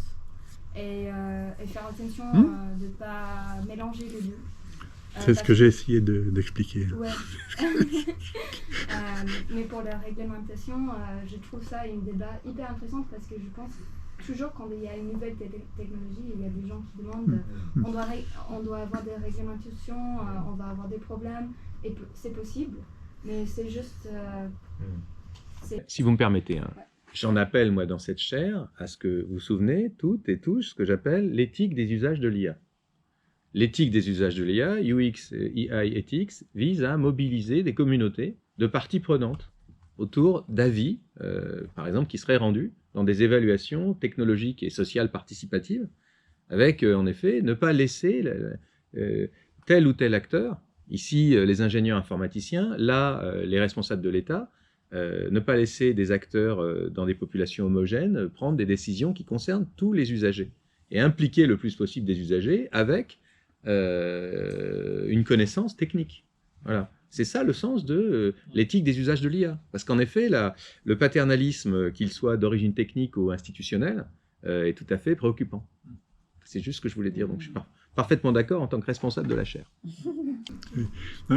Juste un point, c'est que pourquoi je suis parti de drogue, etc., c'est qu'il y a un statut particulier de ces objets pour adolescents. Où là, il y a besoin de réfléchir aux effets que ça a, etc. Parce que il y a quelque chose qui est, vous l'avez pas connu, mais il y a eu un fait divers très très très intéressant dans les fin des années ou début des années 2000. C'est un gamin qui avait été retrouvé, qui s'appelait David, qui avait été séquestré par sa mère pendant 15 ans dans un placard. Et qui a été découvert, qui est sorti par hasard. Il a réussi à se sauver, il avait donc 18 ans. Alors ça a été intéressant, parce que de découvrir que des mères peuvent être mauvaises, là, tout à coup, c'était une surprise. Mais en tout cas, toute la question, ça a été que quand on a 18 ans, on ne peut pas recommencer. Il y a des choses qui se sont passées. Mais le problème, la bataille qu'on avait sur la drogue, une bataille, c'était de faire au moins que les gamins commencent le plus tard possible. Parce que si vous défoncez à 12 ans ou à 13 ans, vous avez un épisode de préadolescence. Si vous arrêtez 3 ou 4 ans après, vous ne pouvez pas revenir et refaire ces épisodes de préadolescence. C'est-à-dire il faut intégrer l'idée que dans le développement d'un humain, et c'est tout le problème de la pédophilie, etc. Hein, je parle pas de non, je dis rien. Entre un adolescent et un adulte, il y a une différence.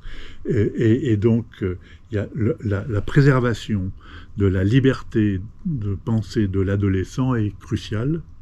Et tout ce qui est de l'enfermement de l'adolescent est beaucoup plus problématique, parce qu'on ne revient pas en arrière. Quelqu'un qui a été en camp de concentration, au départ, quand j'ai mis en place les premiers foyers de post-cure, j'avais comme seul modèle de l'enfermement des gens qui sortaient de camps de concentration dans les années 60. Hein.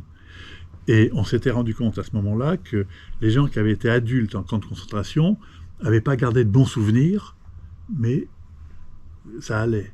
Ceux qui avaient été adolescents dans les camps de concentration avaient des problèmes qui supposaient des accompagnements beaucoup plus lourds. Donc le pari qu'on avait fait à l'époque, c'était créer les conditions pour qu'au moins on savait bien que les puissances qui étaient derrière le trafic de drogue, on n'avait pas les moyens d'y résister, mais c'est de faire que les gamins démarrent le plus tard possible. Et c'est un peu la même chose. Moi, j'ai pas envie de statuer, de réfléchir sur l'usage du métavers pour adultes. C'est autre chose.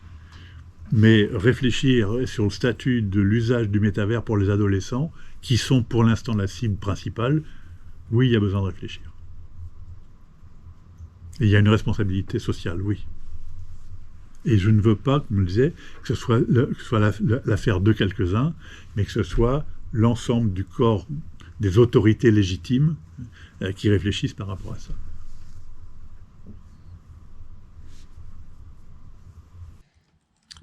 Alors en tout cas, Vincent, qui est un éminent collègue, pose la question, une remarque qui mérite d'être portée à la connaissance de tout le monde.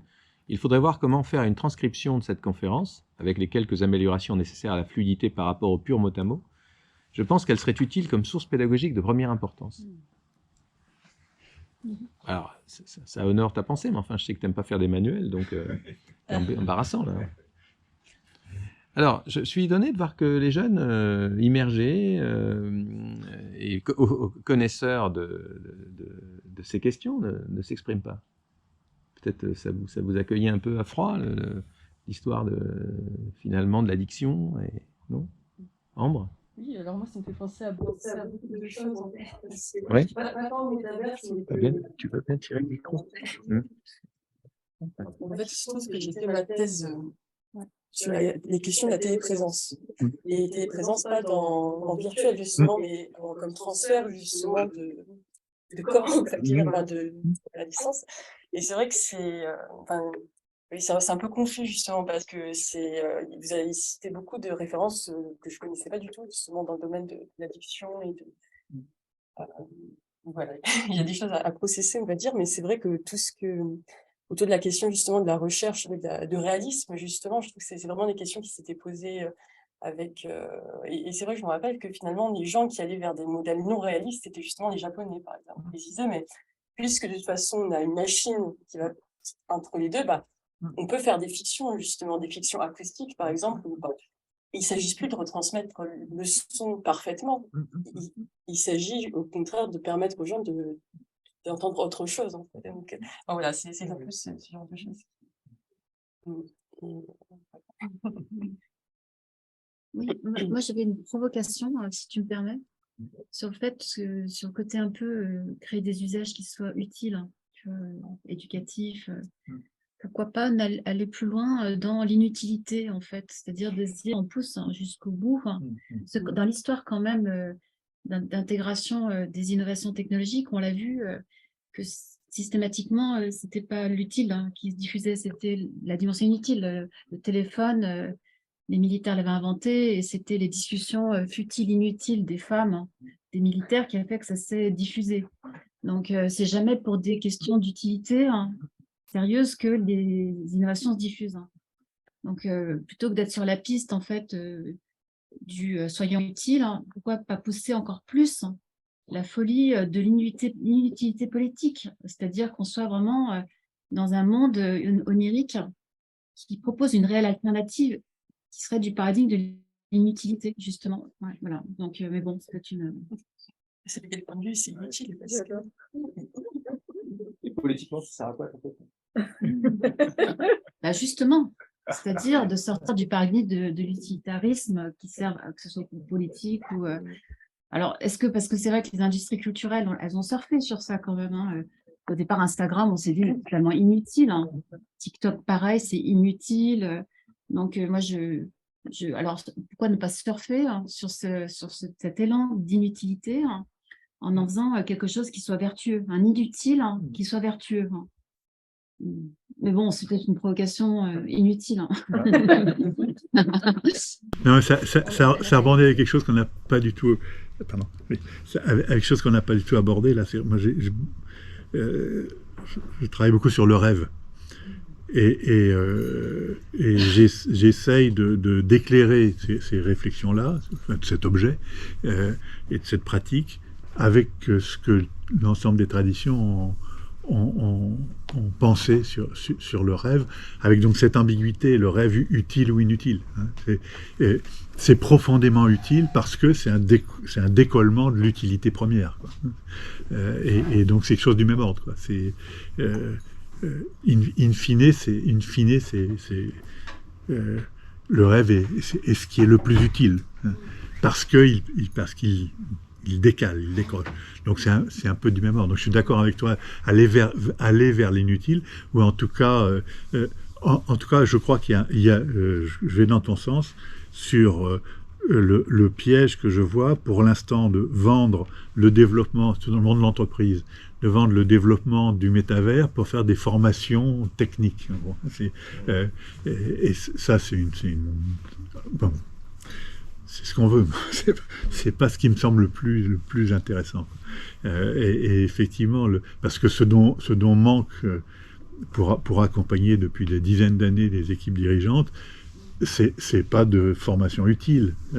que manque l'entreprise, c'est de rêve, c'est de stratégie, c'est de décalage par rapport à une réalité, quoi.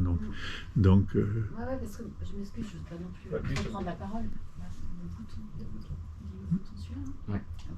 Oui, parce que moi, ce qui me surprend aussi dans l'histoire du développement des techniques, que ce soit Internet, le mail, etc., venant aussi des systèmes d'information, de la conception des systèmes d'information, systématiquement, je me disais, mais tiens, telle appli est tellement inutile, hein, elle ne va pas se diffuser, hein. Et pourtant, si, ça se diffusait. Donc, je suis aussi surprise de voir, parce qu'aujourd'hui, dans nos journées, hein, c'est impressionnant le nombre de tâches inutiles, hein, que ce soit surfer sur le Facebook, regardant des trucs débiles. Donc, on remplit nos journées avec des micro-tâches inutiles. Et en fait, c'est étonnant de voir à quel point cette inutilité de tâches inutiles, sans sens, progressivement remplissent nos journées. Et il y a une sorte de dépendance anthropologique à ce besoin d'inutilité. Sinon, on ne le ferait pas. On n'est quand même pas à ce point débile. Et pourtant, bon. Donc, j'ai l'impression aussi que c'est intéressant d'observer cette écologie en fait de l'inutilité qui occupe nos journées quand même, et peut-être justement l'interroger en se disant créons des espaces, en effet, allons jusqu'au bout, le métaverse en entreprise, de temps. Aujourd'hui, les gens en réunion s'ennuient et passent du temps à faire des jeux sur leur ordi pendant les réunions. Dans les trains, là, hier, j'étais dans le train à côté d'une dame qui, pendant tout le trajet, a fait du déplacement de pion sur son téléphone portable pendant 3 heures, quoi. Et j'étais fascinée, je l'ai observé faire, tout ça. Et les gens font la même chose en réunion, quoi. Donc, il y a quand même quelque chose qui est fascinant dans ce numérique qui pousse jusqu'au bout de l'extrême de notre nécessité d'occuper nos esprits à des choses totalement futiles. Donc, en effet, comment aller jusqu'au bout de cette utilité anthropologique majeure? Sinon, voilà.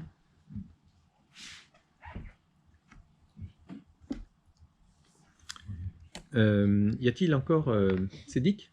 Je voulais juste rebondir sur ce que disait Fabienne. Je pense pas que la question se pose en termes d'utilité ou d'inutilité, mais peut-être d'accessibilité. C'est-à-dire que la réalité virtuelle demande une sorte de dispositif à mettre en place. Le casque, machin. C'est-à-dire que les jeux vidéo dans les transports ou Instagram ou tout ça, c'est développé à partir du moment où on a eu des ordinateurs hyper petits, que sont les smartphones. Et donc l'accessibilité à ces jeux vidéo, à ces plateformes de divertissement, etc. Et donc je pense que la réalité virtuelle serait divertissante, on serait tout à fait capable d'accepter qu'elle soit inutile, mais il faudrait qu'il y ait un système qui la fasse, voilà, une sorte d'implant cérébral peut-être, qui fasse ça ou un truc, je sais pas. Mais voilà, je pense que c'est le dispositif, le casque de transporter ce truc-là avec soi, de faire tout un tas de branchements. Je pense que c'est ça qui constitue un blocage au développement de la réalité virtuelle. Et puis il y a un intérêt, comme tu évoquais la dame qui joue, avant qu'existe tu la projettes 40 ans en arrière, elle aurait fait du tricot. Et tu aurais été obligé de porter ses chaussettes et son chandail. Là, tu n'as plus besoin de ça. Alors, on va s'arrêter maintenant. Merci pour cette belle séance qui appelle des commentaires et des développements. En particulier, je ne sais pas comment on pourra échapper tout un chacun et chacune à l'art de la programmation après ça.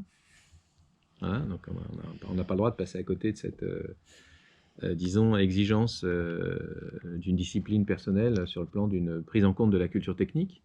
Voilà, et moi qui milite pour ça, je me rends compte qu'en effet, j'ai jamais fait le moindre pas dans ce sens-là.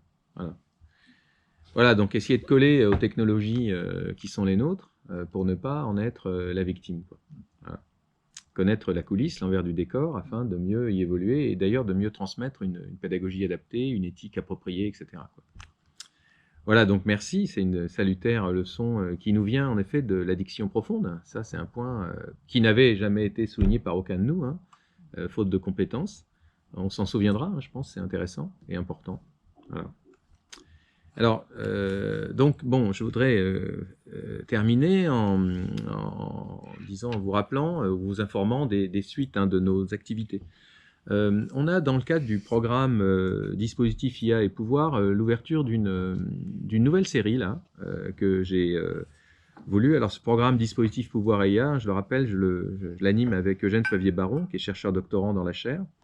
Et j'ai souhaité qu'on ouvre une série qui s'appelle Activisme de l'IA, du numérique et de la donnée, qui n'est donc pas sans lien avec la perspective que tu ouvrais, parce que jusqu'ici, on a écouté des discours savants sur... voilà, et il importe aussi de donner la parole aux gens qui agissent et qui contre-agissent, qui développent des contre-cultures éventuellement au sein du vaste domaine de l'IA, du numérique et de la donnée. Alors, on a 3 séances prévues. La première, c'est le 31 mars, ensuite le 5 avril et ensuite le 21 avril. Donc, on commence activement une série là, de 3 interventions. La première sera donnée par quelqu'un que je ne connais pas, qui s'appelle Jérémy Perret, qui est docteur en IA de Toulouse, avec une intervention qui représentera un mouvement philanthropique dont on parle beaucoup en ce moment, qui s'appelle Altruisme Efficace. Et là, c'est la section française, donc Altruisme Efficace France, et qui nous parlera, et là encore, c'est pas du tout sans lien avec ce que tu as dit, d'un sujet qui est anticiper l'impact de l'IA au-delà des enjeux immédiats. Voilà, donc ici même, le 31 mars, et par visio. Et après cette série, juste après, on aura une séance préparée par Ambre et Fabienne dans le cadre du séminaire, du programme qui s'appelle Éthique, IA et Santé, c'est un autre programme, et qui sera donc l'occasion d'écouter le 2 mai notre collègue Emmanuel Montfort, qui est chercheur en psychologie clinique. Donc le titre, Ambre n'est pas défini, voilà, sur les travaux d'Emmanuel, qui est un psychologue clinicien, qui est d'ailleurs dans un laboratoire de médecine, voilà, à l'UGA. Oui, d'ailleurs, peut-être pour rebondir, c'est vrai que sur cette question d'identité, comme avec Ambre, on travaille sur la problématique des implants et des augmentations via des appendices connectés, soit de prévention, soit de monitoring, soit de suivi des maladies, voire même régulièrement, soins. Moi, ça m'intéresse aussi de travailler beaucoup là-dessus, parce que c'est pas si loin de nos discussions. C'est en quoi, justement, l'ensemble de ces dispositifs est relatif à ce que disait Cédric, où régulièrement, progressivement, on va être sur des implants connectés. La montre d'Apple est déjà fortement connectée à des données physiologiques, et comment ça aussi participe d'une réflexion sur qu'est-ce que c'est qu'une identité quand on est en permanence immergé dans des espaces technologiques qui nous renvoient des narrations de nous-mêmes via des données de captation. Et moi, je trouve ça assez passionnant. Donc, c'est pour ça qu'on travaille là-dessus. Et en effet, la santé connectée, la santé appareillée, la santé, via des implants divers et variés. Alors, ça sera intéressant quand, en plus, on aura des implants qui nous permettront, en fait, pendant la nuit, de faire des rêves, en fait.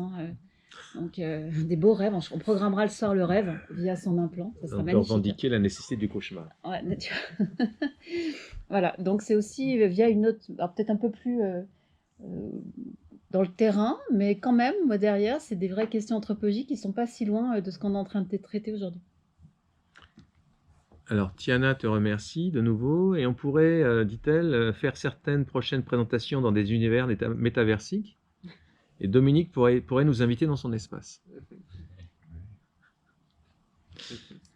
Voilà, donc merci beaucoup et à bientôt.